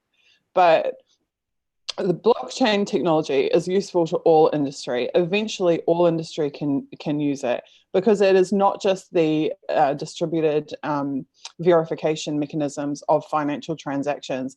It can apply to stock transactions and movements of stock. It can apply to verify all business elements of business information. And by that route will eventually become useful and significant to all commercial industry, and can even be to government. So data verification doesn't just have to be about money. It can be about almost any element of information system infrastructure in a business, and in government. So we see this as the future, regardless of the cryptocurrency side and the financial side. We see this as the future of business and of industry, and also of government. And funnily enough, no other political party in New Zealand has even the slightest grasp on it, and nor are they likely to anytime soon. So we want to take some of the super smart brains in Internet Party and lead the way on this. And then we want to give the global Bitcoin and global blockchain community a haven in New Zealand, not just a haven, but somewhere that can progressively push policy and guidelines in the right direction, because we do not want to sit around waiting for the World Bank or whoever to come up with how the rules and mandates for this going forward. We need it to be technologists that do that, and ethical technologists that do that, rather than financiers or the architects of the global financial crisis being, pushing the agenda for Bitcoin and cryptocurrency and for blockchain technologies going forward. So that's my little lecture about that stuff. You can expect more on that from us soon, very soon. So I assume everybody's got the link to the legislation now. Tonight will be your last opportunity to go in and add your thoughts, your comments into the public. This is the public document. This is what we call the chaos page. You can pretty much write whatever you want in there. And if it's irrelevant, someone will come along and edit it out. If it's just people leaving me lovely notes about how they love me so much, as occasionally happens, that's more than welcome, but will also eventually be edited out too. But if you have specific thoughts about the elements, more pertinently, if you have information, if you have links to research or data about anything that's in that bill, please go ahead and insert it, because it will be taken into consideration, it will be studied, and it will be included. So earlier, Lisa mentioned exposed facts. Diani from Exposed Facts was the person who actually gave us that. There's an amazing link in there from Privacy International, which links to all of the existing privacy legislation that's currently employed worldwide. That Exposed Facts have contributed that directly to our effort. So anybody internationally who's interested in the issues that are covered off in that draft of the bill so far is more than welcome to add your thoughts to it, add information to it, add research to it. It's greatly appreciated by us. Okay, Lisa, what are your final thoughts? Having had a look at the bill, what are your thoughts? You're on mute, hon. That's not helpful. It's pretty expansive. I have had a look at it. I've been taking quick peeks at it every now and again. And it's really sad that we have to do this. I mean, to be real. But it's pretty amazing that the experience of people around the globe are coming together to create legislation that could possibly spread like wildfire. It's pretty amazing. We really hope so. And I've also got to give another shout out to the Australian Greens and to Flick Ruby in particular, who gave us a draft copy of a bill against mass surveillance that I believe in 2013 must have been tabled in the Australian House of Representatives. That gave us a really good format for the layout of the bill going forward. So at the moment, the layout of the bill itself is pretty bare bones, but what we have done is we've really isolated the specific pieces of legislation we're looking to counter, what are the offensive provisions in them, what issues we want to address and how we want to address them, what the stipulations around that need to be, and a lot of research links about existing documents that have been tabled in opposition to that legislation by various interest groups in New Zealand. And I think that collectively that was what we needed to do, was to compile all of that, and that part of it's already been done. So we know now what it is, what the purpose of the bill is, what specifically we want it to contain, and what our objectives are for it going forward. So I think it's very close to a stage where we can hand it over to lawyers and get them to do the actual writing. Think about that. Crowdsourced, globally crowdsourced legislation. Yeah, this is what I was saying earlier. It's not about burning the government to the ground or burning the systems to the ground. Like when I'm saying we need to set up alternative systems, it's not because I want to do away with government. Like I also said earlier, I believe that government has an obligation to provide social services to its people. That should be the purpose of its existence. So it needs to fulfill that purpose. However, when it has exploited systems of control, created and exploit systems of control, it is our duty. It's like new media. This is why I ever became a journalist in the first place, because the media was not doing their job. So someone had to do it. I feel the same about government. When the government is no longer serving the people have to serve themselves. Just like at Occupy, we housed ourselves, we fed ourselves, we looked after each other, we gave each other community because our government was failing to provide those services to the people. This is the same thing with this legislation. The government is passing laws which do not have the mandate of the public, which do not have the best interests of the public at heart. So it is the public's responsibility to stand up and say, no, that we don't agree with that, and this is what we want, and this is the particulars of what we want, and we are going to push for this, until you listen to us. And I think I still believe in the model of Iceland and Iceland's crowdsourced constitution. Like, their government completely failed them, so they camped outside the government buildings until they all, got mass resignations. And then they said together as a people, how do we want to live? What do we want our society to be like? And together they crafted an alternative solution and forced the government to adopt it. So this isn't about burning our countries to the ground. It's not about burning our governments to the ground, but it is about pressuring our governments to remind them what their mandate is, what their purpose for existence is, and to show them that if they violate the social contract, that we will create a new one. Hear, hear. And for that, they call me a radical and spy on me 24 hours a day. But that just goes to show exactly why we need to do this. Like, it's a classic example of why we need to do this and how important it is that we do this. Do you have any last thoughts for us, Lisa, before I wrap it up and go and have some lunch and let these guys get some sleep? Not at all. Thank you so much. Thank you so much for overcoming the weight of it all on your shoulders, that weight that I saw at the beginning of this episode. I felt that weight myself. If people that have seen my documentary, I was crapping myself making that. It was the first time I'd ever put myself on video. I had shot 100 live videos of protest actions. I'd never once turned the camera to my face because I didn't want it. It wasn't about me. And all my protest footage, you can hear my voice in the background talking to people, but you see the action, you see the protest, you see what's going on. You never ever see me. I interviewed a whole bunch of New Zealand personalities, politicians, activists. You never see me. You just see my camera looking at them and you hear my voice asking them questions because it wasn't about me. My documentary was the first time I sat in front of a camera that was pointed in my face. And it was because I had to tell people what I was telling them. I had no choice. Finally, after years of trying desperately to not be in the frame, I was in the frame. And I think an emotionally astute person can look at me in that documentary and they can see how uncomfortable I am with it. And there's points at it where I'm forcing myself to speak. Like, I'm forcing the words to come out. I want to run away from them. I don't want to be sitting there doing it, but I'm forcing the words to come out because the messages are so important. They're bigger than me, more important than me feeling uncomfortable with a camera or me not wanting to talk about it. This is like my emotional issues are like this by comparison to this, like astronomically large things that I'm trying to get across to the public.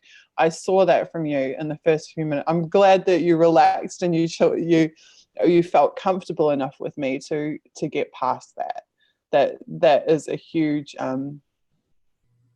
compliment to me, that I can see you smile and relax and enjoy God knows what 3 hours of talking to me. But in those first few minutes I saw it, in those first few minutes I saw it, and I saw it with Sean as well.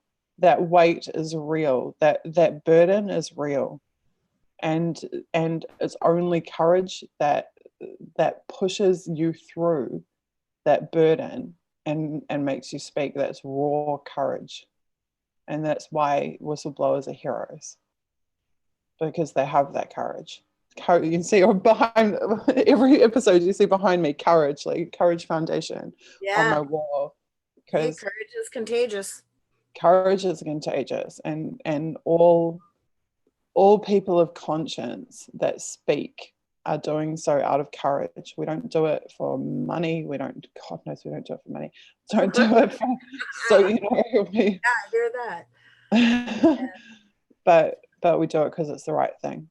So thank you for being that exceptional person who does this for the right reason and for sharing what you know with everyone. Well, thank you. And I will see you all later. Take care. Thank you so much. Oh, here's Joe on to say hi. Joe loves to have the last word after hours of sitting here and making everything happen for us. What are your last words, Joe? Well, keep on working on and keep on sharing. Keep on having the courage to do this because it's awesome. Yeah. I hope I wasn't. Yeah. Thanks so much. All right. Keep on doing it. Will do. It's been real. And I love your thoughts on AI and stuff. I love the tech element. That's awesome. Yeah. All right. Well, hopefully I'll see y'all soon. Cool. See you later, Lisa. Thank you so much for joining us. Bye. And we're over and out, guys. We'll catch you next week, next Sunday, same time, same bat channel. See you.